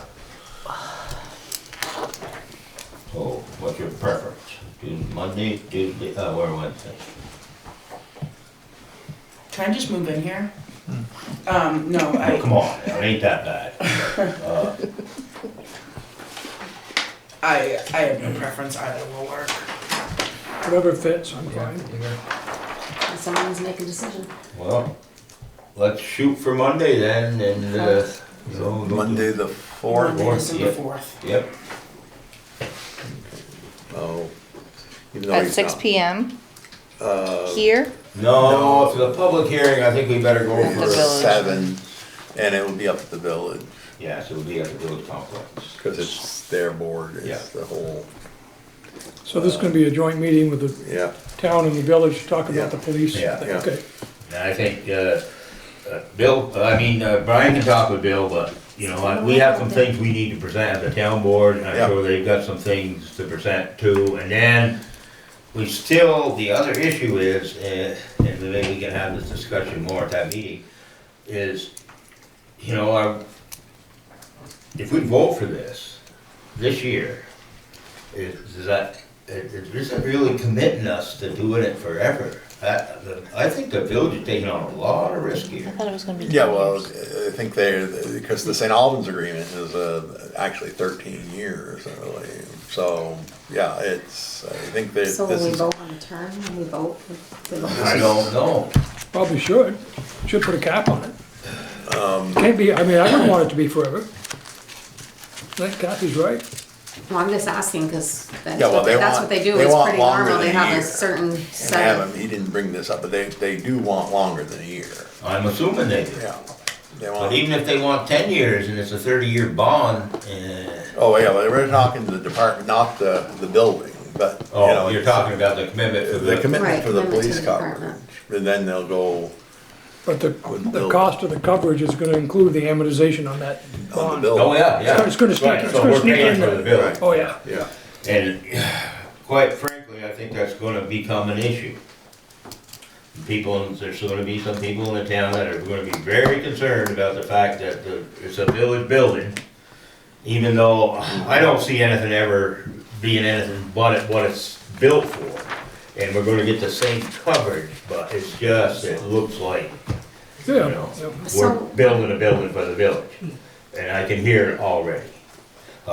So I'm just Kinda are. curious myself, so when we vote on that article for the coverage, then we'll vote on an article for the cost of the building as well? No, No, it's no, wrapped into no. It'll be wrapped It's in. in that coverage amount It's now, so they know what the wrapped in it, payment is, so yeah. we're gonna split out what the coverage is and what the cost of the No, building is? no, we're gonna pay, For coverage. For coverage. yeah, we're gonna pay for Which includes coverage, the building. which includes the cost of the building.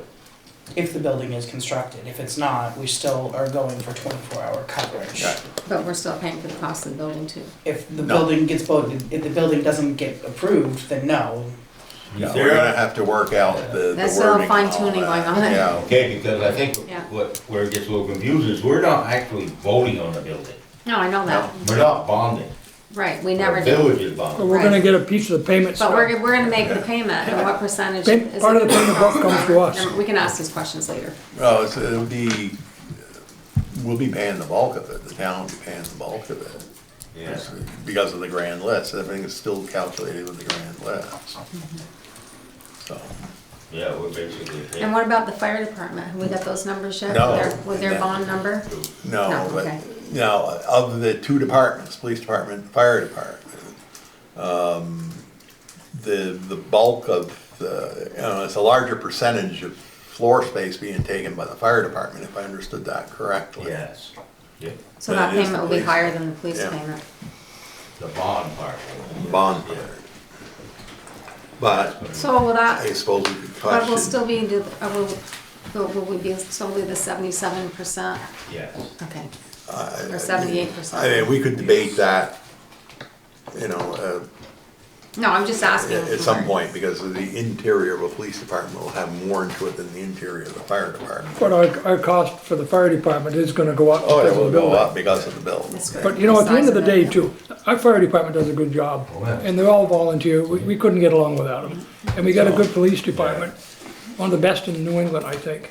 So hopefully we can find a way to come to some consensus here. Yeah, you know, I mean, the village can't afford to do, village residents understand this, I think a lot of town residents do too, so I'm hoping they do anyways. Because it's kind of, it doesn't really make any difference, because we're not gonna get covered, we're not gonna get fire department anywhere else. Nope. You know, and they can't afford theirs on their own. Nope. So, you know, I mean, we're in this together. It would probably be easier if it was in writing, but, you know, if this is as close as we can get for now, it's a good first step. Sure. You know, but it could have an effect on how people vote, so that's a problem.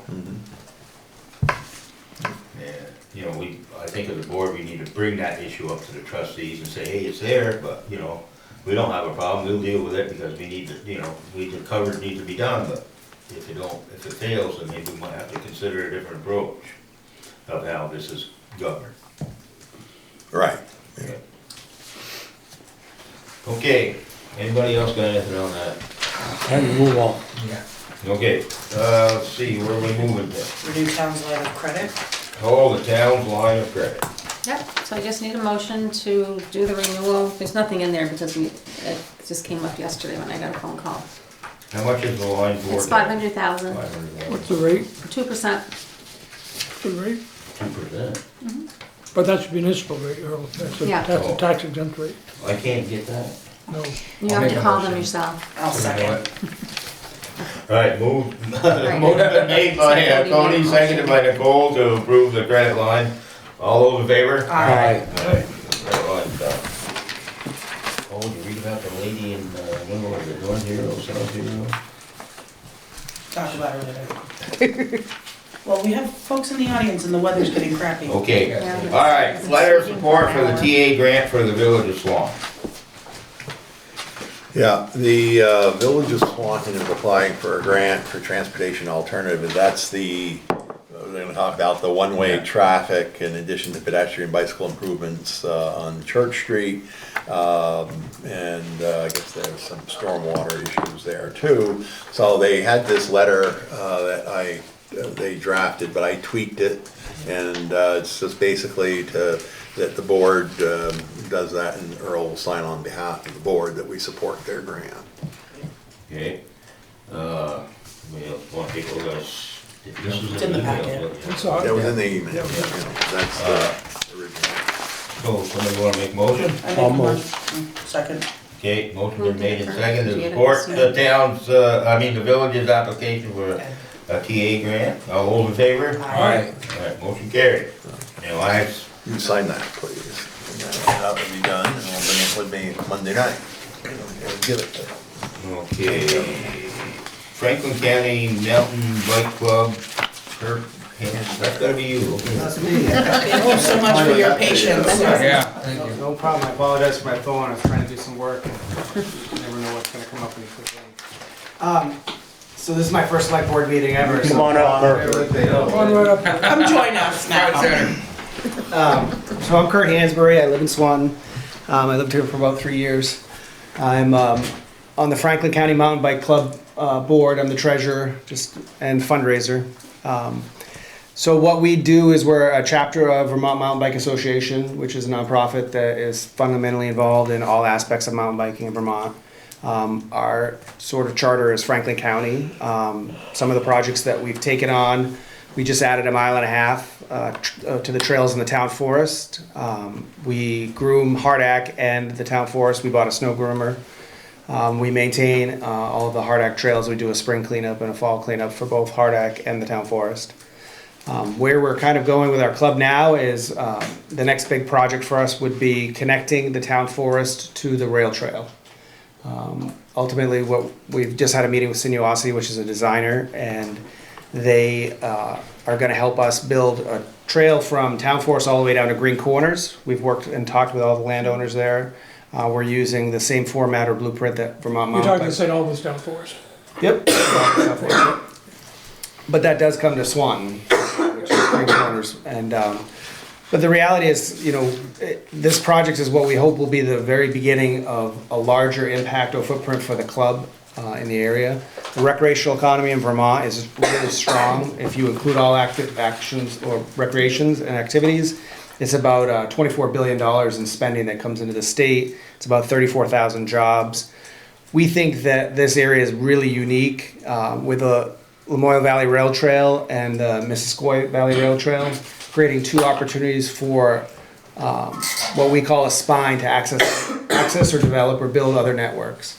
And if you're not familiar with mountain biking, or maybe you are, there's a sort of a model for what's happened in the state, which is Kingdom Trails over in Lindenville and Burke.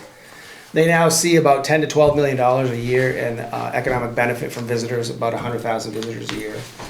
I don't know that we'll ever get that big, but the uniqueness of what we have, we call it a pie in our club when we talk about it. Swanton and St. Albans, kind of the Missisquoi meets up with Lamoille Valley, outside of the boundaries of the town, but it really starts here. The opportunity with Lamoille Valley Rail Trail here is your mile zero. So your marketing campaign, and we've talked about this, should be, we are the start of the Lamoille Valley Rail Trail, come start your ride here. But we'd like to be involved in some of that stuff and use those, and with the support of the town, use those to build additional outdoor recreation activities. So while I am representing Franklin County Mountain Bike Club now, we are changing our name to Franklin County Trails. So we'd like to build our trails to meet the needs of not only mountain bikers, but hikers, snowshoers, skiers, dog walkers, the general public.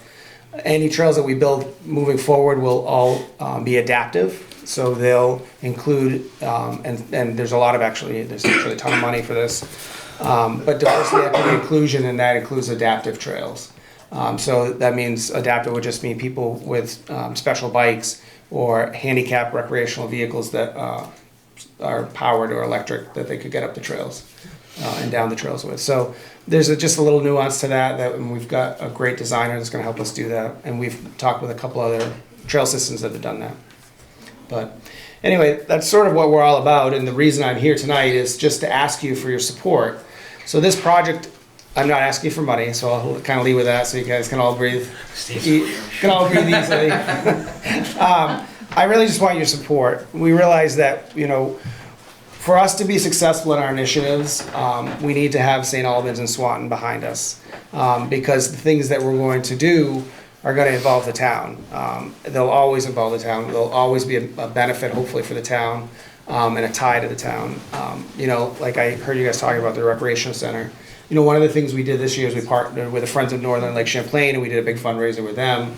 You know, so there are opportunities for some synergies there to bring bikers in and do gravel events, and we're tied into that.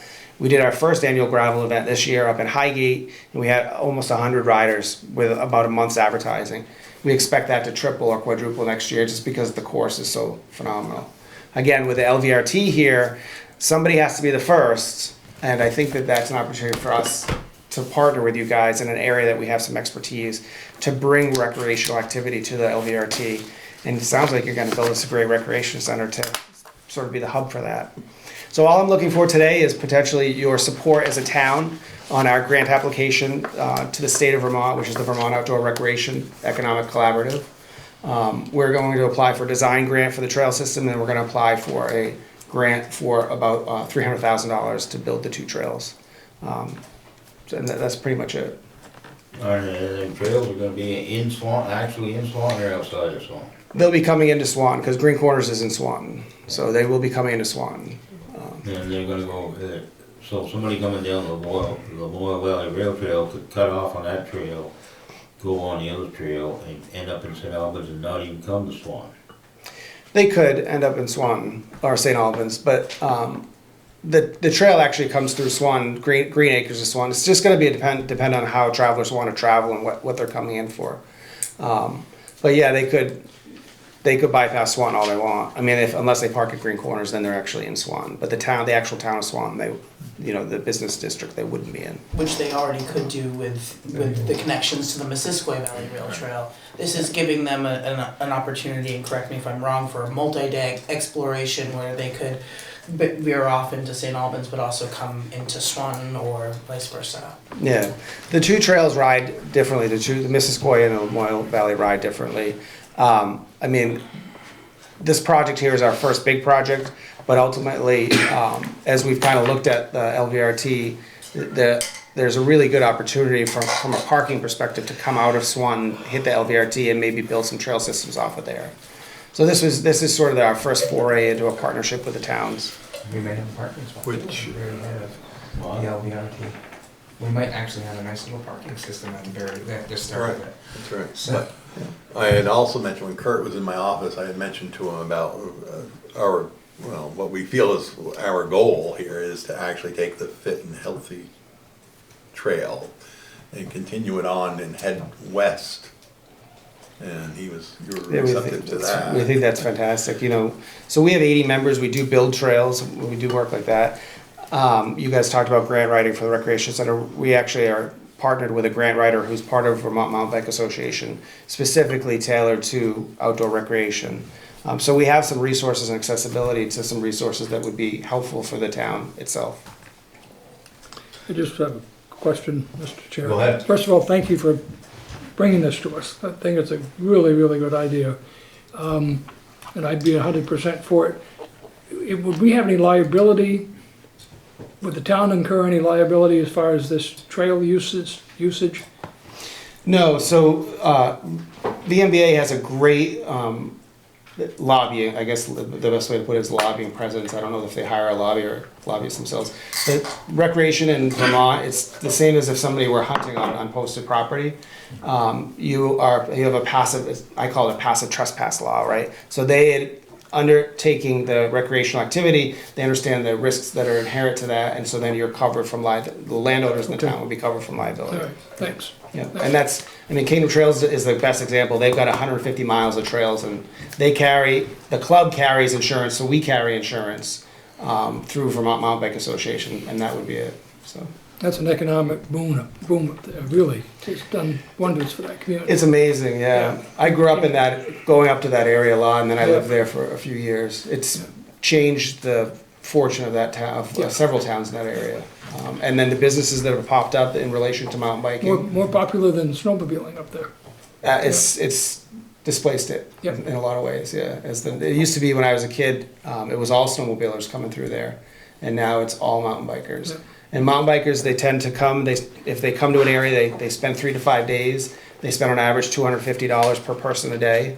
And that's, the local areas, businesses, whether it's Hannaford's, filling up their gas, they're getting their gas, snacks for the ride, etc.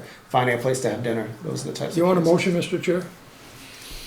Well, yes, but I'd like to say one thing is, for Swanton to really benefit from this, we need a way to get to Missisquoi Valley Refuge. Yep. That's our attraction. Yep. They ain't got that in St. Albans. Yep. They got McDonald's, they got the hotels, they got everything else that people are probably gonna want. So it's, that's something that nobody else has, it's something that should be shared with more people.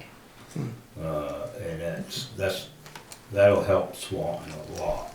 Yep. I'm not opposed, I support everything you're doing, I think it's a great thing. I see a lot of people on these rail trails, mostly families most of the time. It's a great recreational opportunity, and, I'd like to see Swanton be able to offer people more. And that's something that we could offer if we could find a safe way to get there. And Route 78 is out of the question. Yeah. Yeah, so, from a connectivity perspective, there are ways to probably map out a trail from Swanton onto the Missisquoi Valley. It would be on private lands. It would be a large project, but there are probably ways to do that. Well, there was a rail bed that does go through the farm. It's still there. Which is some state wildlife management area now, so. The state's been great working with Vermont Mountain Bike Association. I just did a project down in the Great Mountain Forest. So there's ways, and we'd be happy to start those conversations through Vermont Mountain Biking Association on behalf of the town or in conjunction with the town. Because we just want to build a bunch of world-class trails that we can ride, right? Everyone's, what's in it for me, right? I'm a mountain biker and I don't want to have to drive 45 minutes to an hour. I'd like to be able to jump on my bike and ride trails in my local area and then invite friends to come do the same thing. And that's what drives us as mountain bikers or trail users. The rest of these are just what I call pleiotropic benefits that occur as a result of the activities that we do.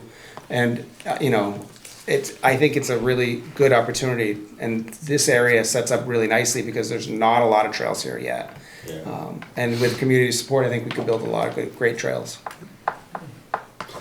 So. And we raise all the money ourselves, right? I mean, every now and then I might come hat in hand asking for some money, but there's a ton of money out there right now in Vermont. $5 million a year so far from the VOREC, which is Vermont Outdoor Recreation. Well, we'd like to have you bring this issue before your board. Okay. And we're supportive of your effort, so we should make a motion that we're gonna support this. I'll second it. All right, Steve made the motion, Cody seconded it. Okay, all those in favor? Aye. All right, motion carried. Great. Thank you very much. I We really hope to appreciate hear, it. we hope to hear back from you in 6 months to see how things are going. Oh, yeah, you'll hear from me before Do then. you need as a well. letter of support or just? That would be fantastic if you guys wanted to provide a letter of support, yeah. And if you want, I can write it. If not, whatever you guys would offer would be great. Should we amend the motion under that situation to have the chair sign it on behalf of the board, just so we can get it out quicker? Yes, Is that I think agreeable? we should. Yeah. Okay, so Steve made a motion to start with, and he's willing to amend his motion to Okay. that. And you'll draft a letter, or Brian? Whatever, would you like me to draft something? If you don't mind, No. and I always Okay. tweak it So around you'll send it anyway. to Brian and Earl will sign it. All right, I'll email it to you. Okay, Okay. sounds good. Great, thank you. Thank you so much. Okay. I look forward to some great things, Thank yeah. you. Thanks for being patient. All right, yes, again, sorry about my phone. Don't worry, that's fine. Be right back. Need some more. Well, we can get the library right up here now. All right, Those guys are right over there. we've loved every minute of this. Yeah, he was coming down pretty good. Just wailing on the windows. Yes, you are. Okay, you want us at the table? Yeah. We're trying to fit you in, I don't know if we get everybody. Okay. Two extra chairs. There's an extra chair. Yeah, take that other, we don't wanna take Christina's chair. Well, I don't Take that one, I'll take this one. Okay, what about, It's Shift them around. Rich, can, do we need more I'll chairs? listen from here. Yeah, my chair, Rich. you don't wanna come be cozy with us? Yeah, here, we'll tip sideways so you can see everybody. Oh, You cut your budget this year? I don't think you're gonna see any budget cuts from anybody this year. the prices of everything went. I mean, we haven't changed anything, but the prices of things that we need. You got a budget that you brought, or? Yeah, I sent it in. Yeah. I got one in the packet. Oh, it is in my packet, okay. But has that been reworked? What Brian? Yeah, he's coming, but he'll be back. But yeah, I don't know, had it been, you're right, had it been reworked, because it was very confusing the way it was. But yeah, the numbers were left out of it, actually. A lot of the ones that were left out were the personnel costs that you had, I think, have to come from here. What? The per- No, so Well, the actually, you don't even do that part. You just do the, like, the budget that was in the town Yeah. report last year. Yeah. And some of the numbers didn't jive with last year's proposed budget. Somewhere in there, I remember seeing that. Yeah, which ones? Well, one of them is, I can Go ahead. stop Yeah, that go one. ahead, The Kathy. staff wages, the budget amount was 144,234, not 154,116. I think we pulled that from a proposed budget and not the town thing. So we'll Yeah, go back must and have revise been. that. Okay. Because is that final Where's this? budget for your staff wages, is that correct, the 173,980? So it's going up from 144,000 to 173,000? Are you hiring more people? No, we've had this discussion the last couple of years. We're trying to get our wages competitive with what the area pays their library staff. And we actually had an agreement that we could bring our part-time people gradually up to 18 an hour to make them competitive with the town, provided we did it over a couple of Yeah, years. this is, So we this haven't is the brought. second of 3 years, right? Yeah, so we brought them up to 17 in next That's year. a 14% increase. Well, actually, if you go from if you go from 144 to 170, it's a 20.6% increase. So this is 144, 144, 234. okay. Oh, boy.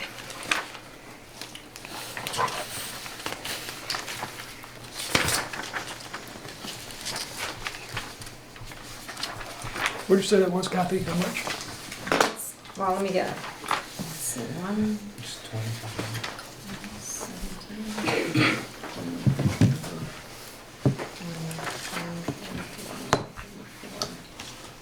Can I ask what the going rate is right now for what? For you guys hire on at a certain rate? Well, it depends on the person, their history, their work, their experience, basically. Most of the employees at the town highway department are in the 20 to the $25 range. Yeah. You know, but they're out the road and stuff like that. And plus, a lot of them have These been are here full-time 25 jobs, years. They're on call in the winter, so, they're probably not getting paid enough either to compete, but we're not gonna propose a 20% increase in salaries for our staff here. And I can't believe that this board is gonna go agree with that. You know, I mean, I know we wanna get them, and I agree 100%, but you know, you're asking for a lot all at once. You're gonna, may have to, you were talking 3 years, maybe you better start looking at 5 years in order to, unless you can find some money somewhere else that can, you know, you can take out of the budget to put there. Okay. Somebody say something? So what kind of percentage would you look? The board has not had a discussion for this year. Last year, we went probably quite a bit higher than normal at 8%, 8.6% last year. But inflation was Because running high. that was the inflation rate. We Yes. always base raises on inflation rate.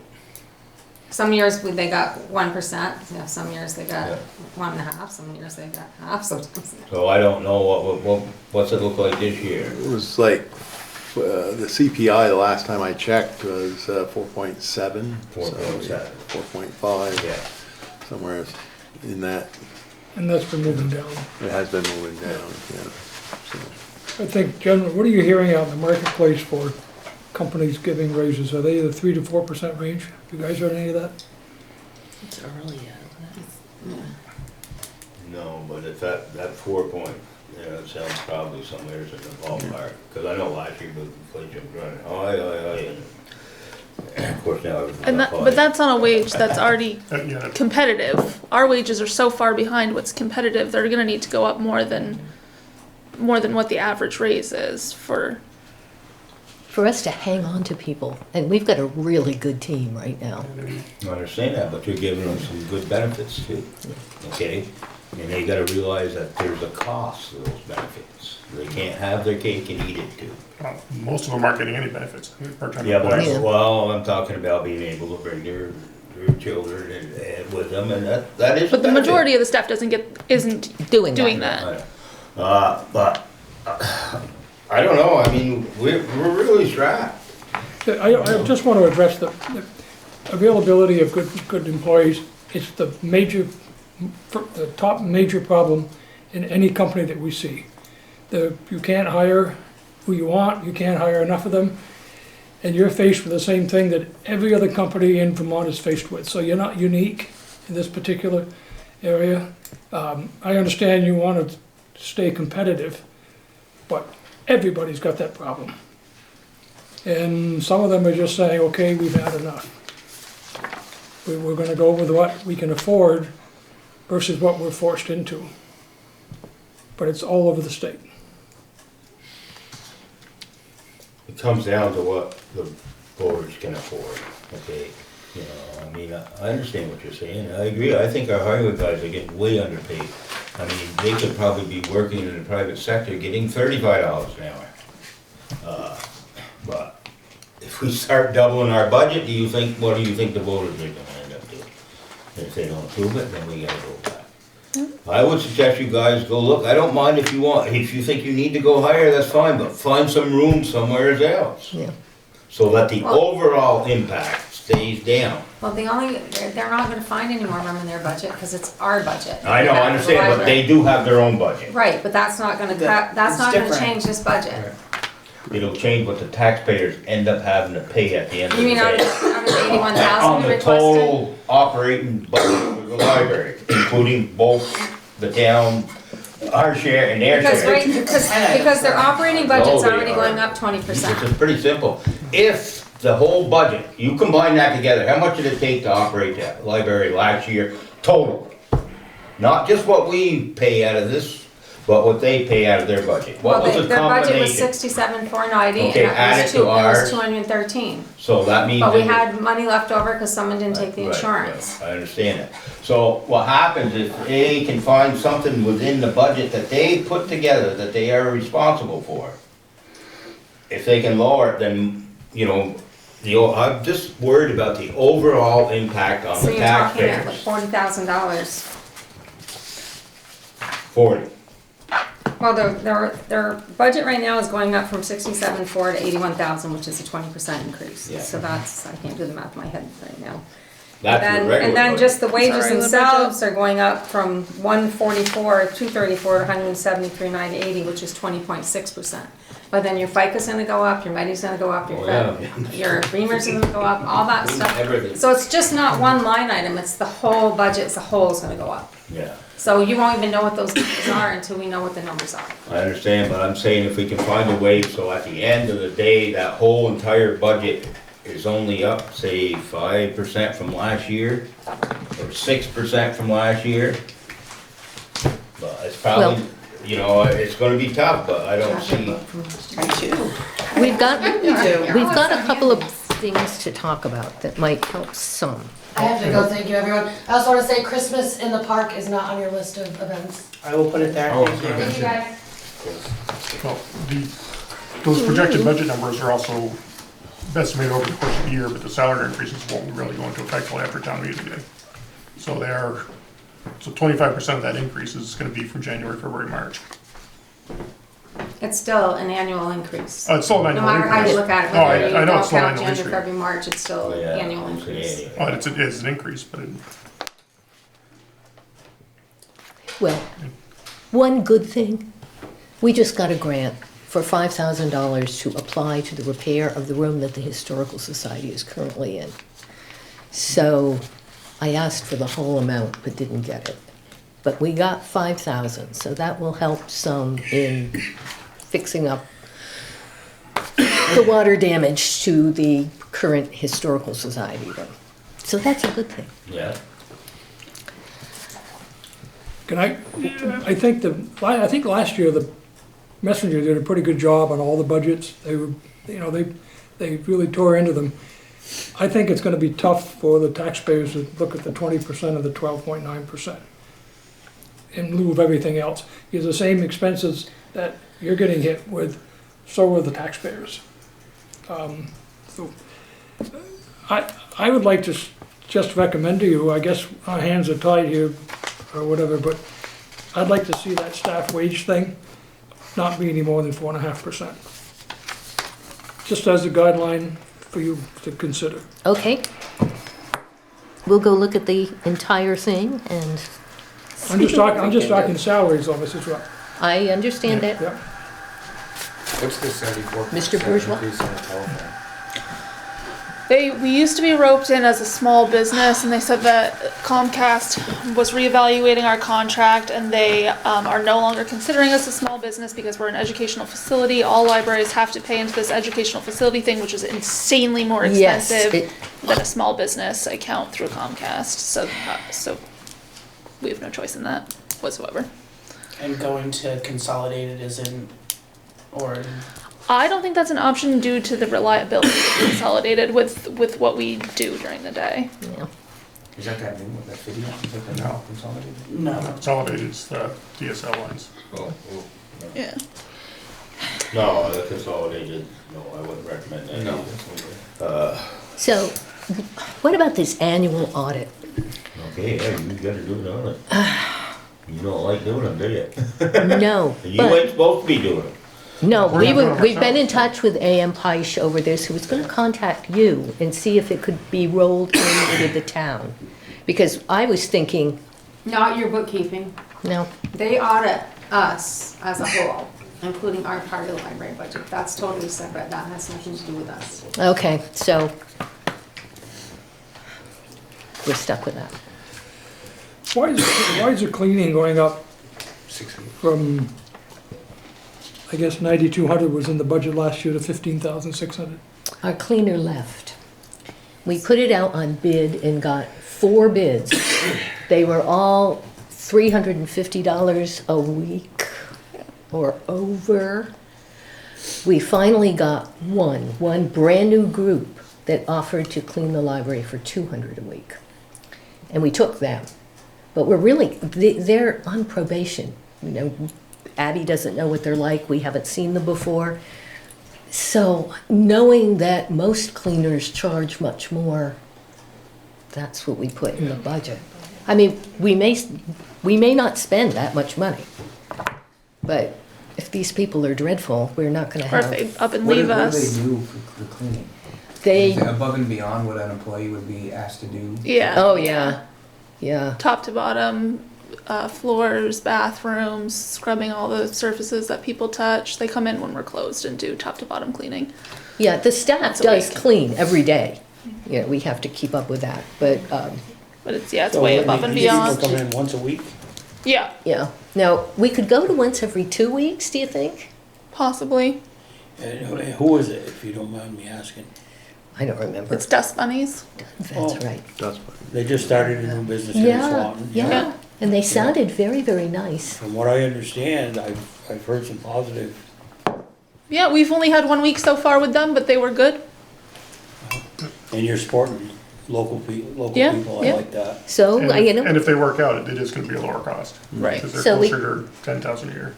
But we didn't want to ask for the lower price when we know everyone else is asking I that higher understand price that. and then be put out. And then find out that, oh dear God, we're stuck. But, you know, if you're happy with them over the next Now, are they, month, are they asking you to sign a contract, or how's that? It's a 12-month. 12 months? Locked in at that price? Yeah. Was a probationary period in the contract or no? Yep, Yes. 3 months 3 months. probationary and then 12 months total of locked in with that price. So you're locked in for $200? for the year, if they're doing a good job. Well, not yet though, for the calendar year. Oh, yeah, the For calendar. the upcoming calendar For year. the upcoming, yeah. And you guys are in charge of providing supplies? No. Where's the? Well, I see cleaning Oh, cleaning supplies. supplies. That's for the stuff that we do, that the staff does, and for like paper towels and. You know, spray, soap. So what are they coming in on a weekend and doing that, or at Yeah. Usually, yeah. one time? They come in once a week. Yep. That's a bargain. It really is. Yeah. No, I feel kind of guilty. But that's why it's budgeted that much more. It's It's a bargain. And I suspect they're gonna realize that they could have a more competitive price too, by next year. Well, I think it's a working relationship. They're just starting out, and I think it's something that can work for both parties. Based on how well you've negotiated, would you reduce that 15,600 down to something around 10? If you revisit this? Yeah. Yeah, if they're happy with Yeah. the cleaning Yeah, service. Yes, Yeah, yeah. yes, absolutely. This is based off of the That's cleaning ba- company that's based on doing needing to pay. 350 a week. How long have you had them now? We've only had them 1 week so far. 1 week. Yeah. So the But, first you week know- was good, but we'll Yeah. see how the You know, rest of we've it had goes. Couple, we'll have, by the time we have to have this absolutely final, we'll have. Yeah, we'll know if if we're gonna enough keep of it. Oh, please. That's all I got, Earl. Yeah, Oh, I saw a decrease.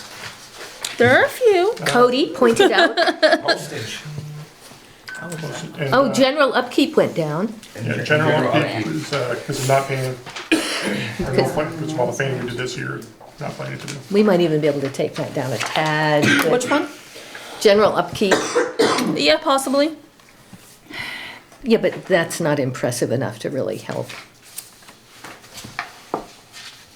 Oh no, that's Oh, already. you know out what there. we could do? We could take out community giveaway books and take that out of our Endowment. endowment. Why don't we do that? Is your annual audit projected fee, is that big enough to put out to bid? You think? I asked the Chris at AM Peisch, hoping that it would be a much less fee because it was less money in our pot, now that we're just doing the operating costs. And he said no, that it would probably 7,000 would cover it, but it might even be a bit more. So did you visit with any other No. companies? Okay. No, we should ask our treasurer to do that. Yeah, I should check on that, see if you can get a better price. And who does your bookkeeping? Nakuma bookkeeping. Now, this is a question for the trustees.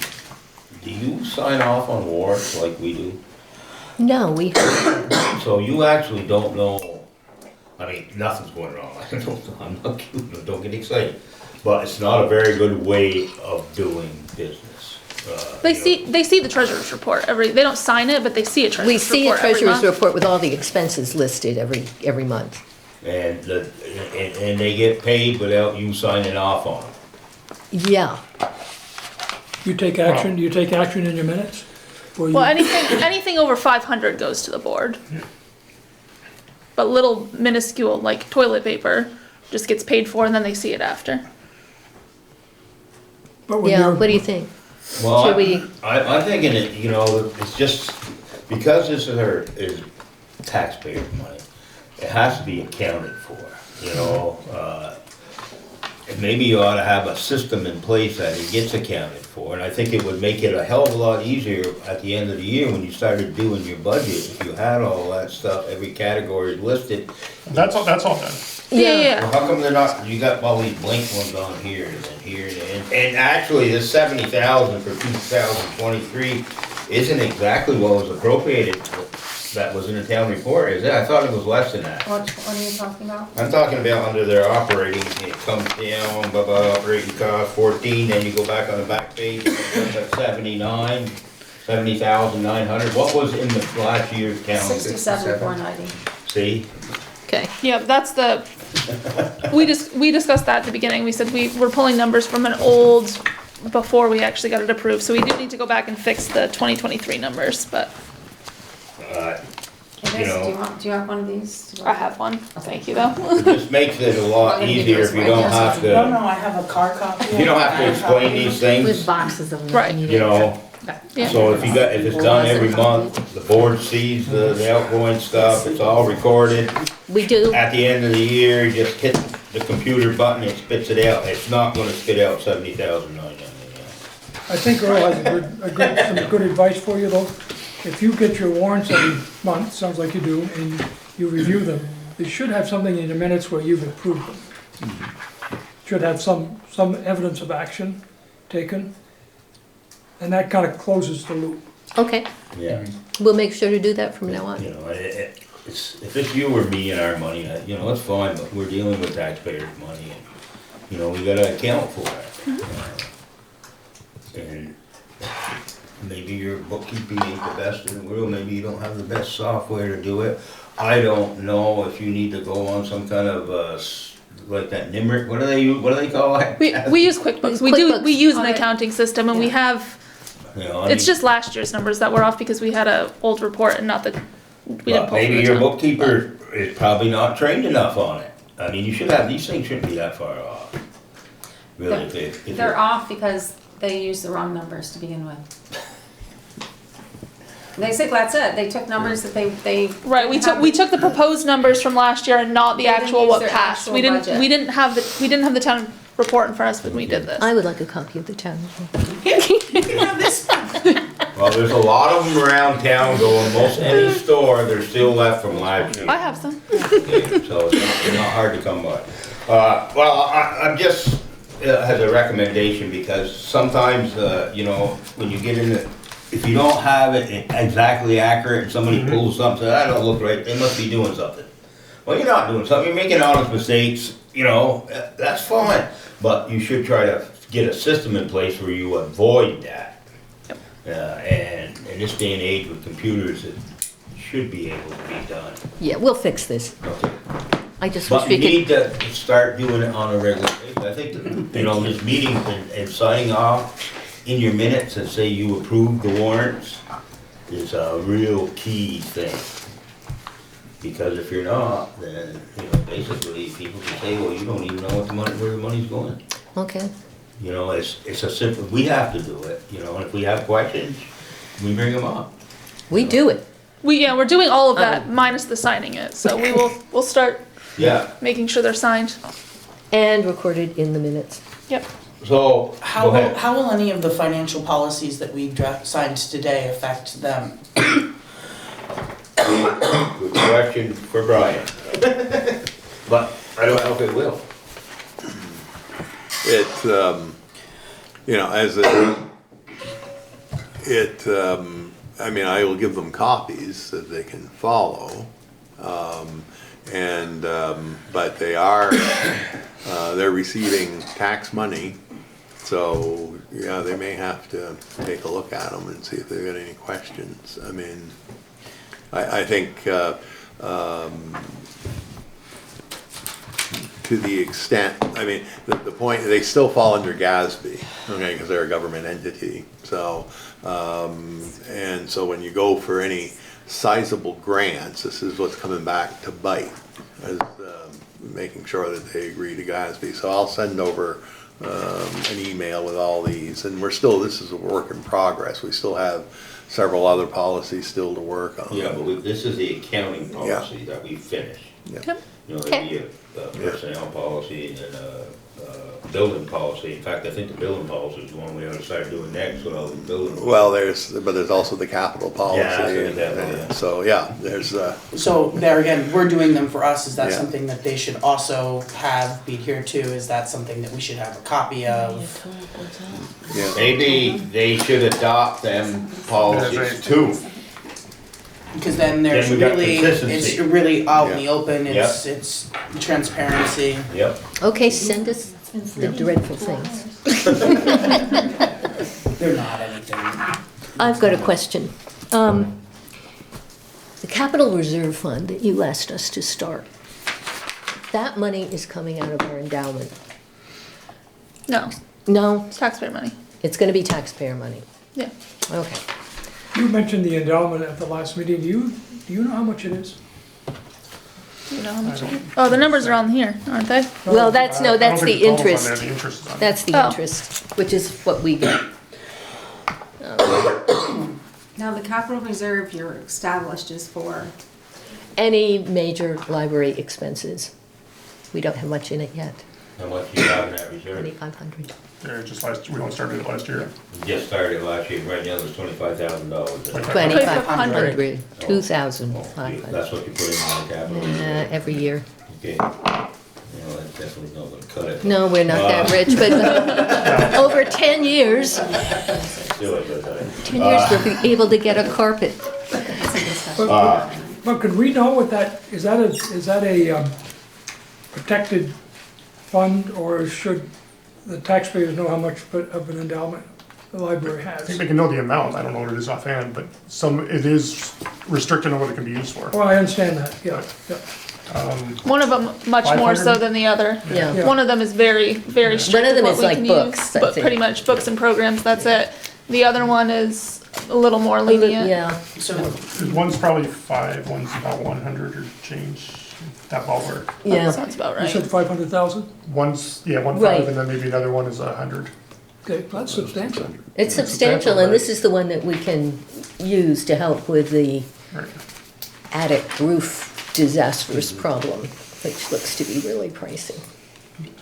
that you can use that for capital improvement. Yes, we can. Some of that one, yeah. I don't know if there's a limitation on it, but I think we've got leeway there.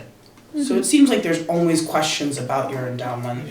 And just even as a taxpayer, I would like to understand that a little bit better. It seems like on the 4 years that I've been on this board, there's always questions about it. So how can we create more transparency?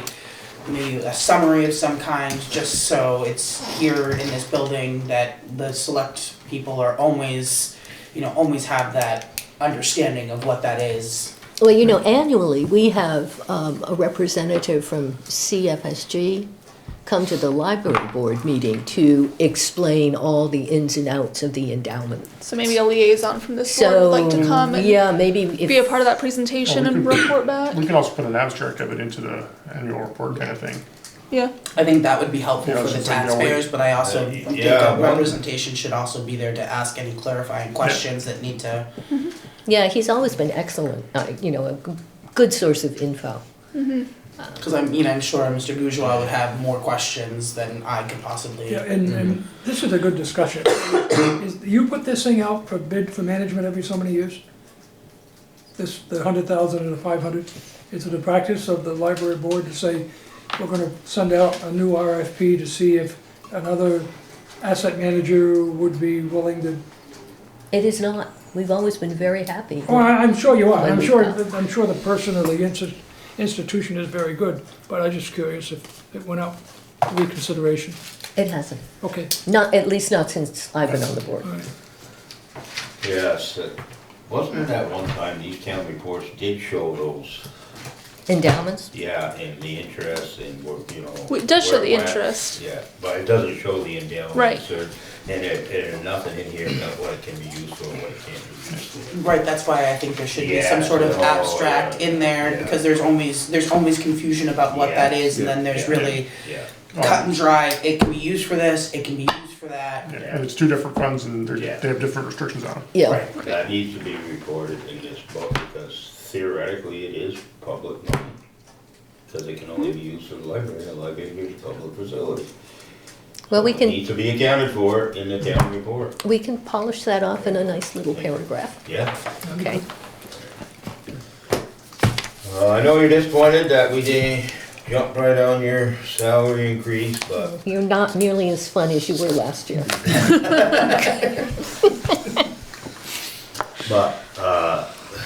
you know, we're just, the other thing is too, with the way things are now, which was different in the past, the town does have say over their salaries, No, not over salaries. if we don't appropriate the money.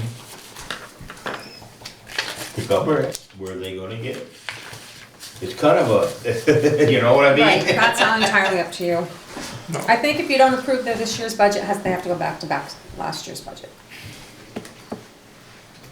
That's just Yeah, I always Yeah. wondered about that. Yeah. What happens if you're voted down? Do you just close for a No, year? if it's voted down, if you don't approve their budget, one thing. The other one is you revert to last year's budget. Convert back to last year's Okay. budget. Good to know. You work on the previously approved budget. And we're not gonna do business that way, you know, but we do feel that the increase has to be kept at minimum. You know, and I understand we wanna be competitive too, but how much can we do all at once? You know, especially this year of all years, you know, Oh, God, yeah. with everything else that's going on. And you were here, I mean, them people want it, and, you know, it's a great thing. We gotta do something with the police, it's a great thing. But how we gonna pay the bill? I think we all have to share The in that. misery. Yeah. No, that one's gonna be a big hit. So do you bring the budget back again after you rework it? Is that the way it works? Yeah. Okay, all right. Yeah, we get to do this again. Yes. Yeah, we made it Rich, you're in a new But building. this part of it. supposed you to be the guys first don't week of do it December. all. No, you do, you're so wonderful. Right, you don't do that part at all. When We you get up worship Interstate, you. The it's- salaries if you turn is all right you towards know. Heinsberg, it's right We there on the worship hill. you, Kathy. Bet you can't wait. It's coming along nicely. I'll send you the newsletter. Excellent. Won't get This on. is the other thing too, our website, I wanted to bring that up. We'd like to get your information and a link to your site, and I don't know if we have everything's done now. So when they have an activity going on, it can also be, Yes, picked we up on just talked our about that this website. week. We're gonna start pushing things to, yeah, okay, Christina? you just Christina, started this thank you. week. Yay. There's no, Start sending we, to me now, Brian. yeah, It we is just a- had a discussion I about think being this more is gonna be a proactive great- about yes, sending things, I think it's yes. a good thing, because people can go to the town's website, and then they're gonna pick up what you guys or what the rec's doing, or what whoever else is on there, and they'll click on that tab and then go right to your place and find out even more information. You're gonna hit more people. You're gonna hit me in a second with that arm. Oh, yeah? You're getting taken out. Get too close. Cringe back, Cody. Yeah, I can tell you. I know it's relatively new still, and I don't know how much is involved in adding events to that, but, Sending them to Christina. Yes. well, I mean, I Yeah, don't know she how much does is all the involved hard on your stuff. end. Oh, Because All the library does a lot of website, events. all of the sign, anything like that, just send it to me. Yeah, I got The that sign, form in yeah, email I'll do all somewhere, of but, that. I love this one. But you can Let's also use go this right one. on the website itself, and Submit it there's that way, too. yeah, it's an online form, fill out. Yeah. Yeah, all in Do it on the one, website. well, Send you There's all our all- December stuff tomorrow. Yeah. So I'll send you an email. No, and I Send can, all I that put stuff it on the Yeah. website, and then I have a I send thing, it to her. and each week I update the sign. Or each, Fantastic. like, I'll update it in the morning to take tonight's meeting off, and add something else. Very cool. Okay, I I guess, think has so, anybody listen. else got anything? No, cause it's getting late here. No, It's getting icy. we don't have a hotel in Swanton, so we gotta get home. Oh, I hate Route Oh, I 78. know, it's terrible. the majority of us going back to West Swanton here. Yeah. Thank you Me guys, included. Oh, God. come back, We'll see you later. I'm reworking the My numbers. kids are out there. Oh, leave them. We'll send it to you. When we You get, got something there. I'll Drive come to safe. you in the morning. yep, Hate that They're road. staying there tomorrow. Kathy, when's the town report due? I mean, entries for the town report. We are going to print, we have to have everything by the January 21st. Okay.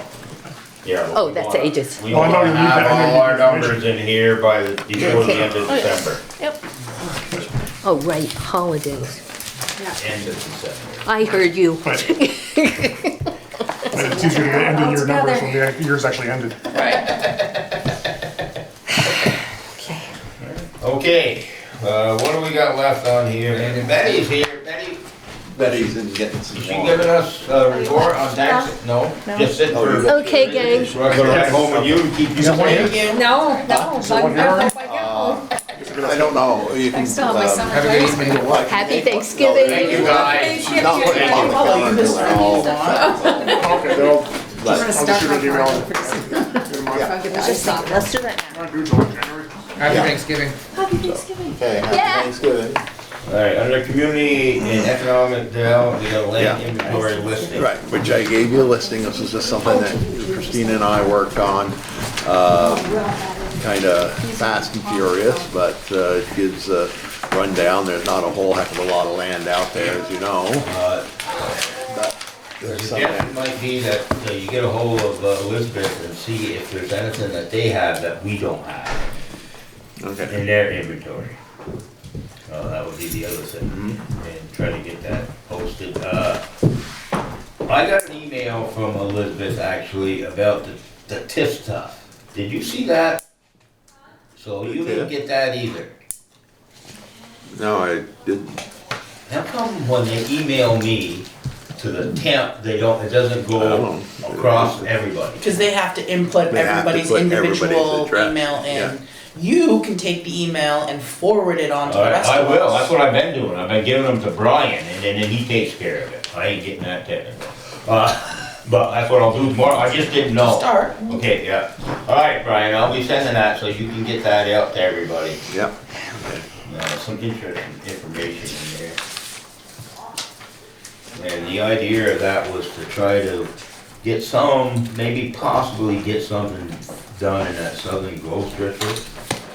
You know, with no control of the land, it's very difficult. Yeah. But this might give us an avenue, I don't know. Anything else under that? No, that's it. Okay, any other necessary business? Public comment. Betty is the only one Are you left. gonna do I correspondence? don't have any comment. Okay, correspondence, did you have, I've Well, got this, Right, but but if there's you wanna that. explain that to everybody, because I didn't give that time to Okay. digest it. Well, first of all, I'm okay, I'll take care of them tomorrow. the two letters received about the library. Yep. Okay, I'll copy and send them to them. Pass them on. Okay, and then, Chauncey Benedict, who's the president of the homeowners association up at Glen Ridge, has some safety concerns relative to school buses not being able to go into the development. And, but they have an adequate, certainly, turnaround in there. But his concerns are a variety of concerns with the Route 207 Glen Ridge intersection being dangerous. You know, he goes on with a variety of items that makes that dangerous. He originally talked to the state, and of course they sent him to the select board. But you know, as we know, Route 207 is a state highway, and so I don't know. I gotta check if it's a state law or it's a rule or whatever. How come a school bus cannot go in a privately maintained road? I can see if it's not well maintained, but I don't think that's the case with this place.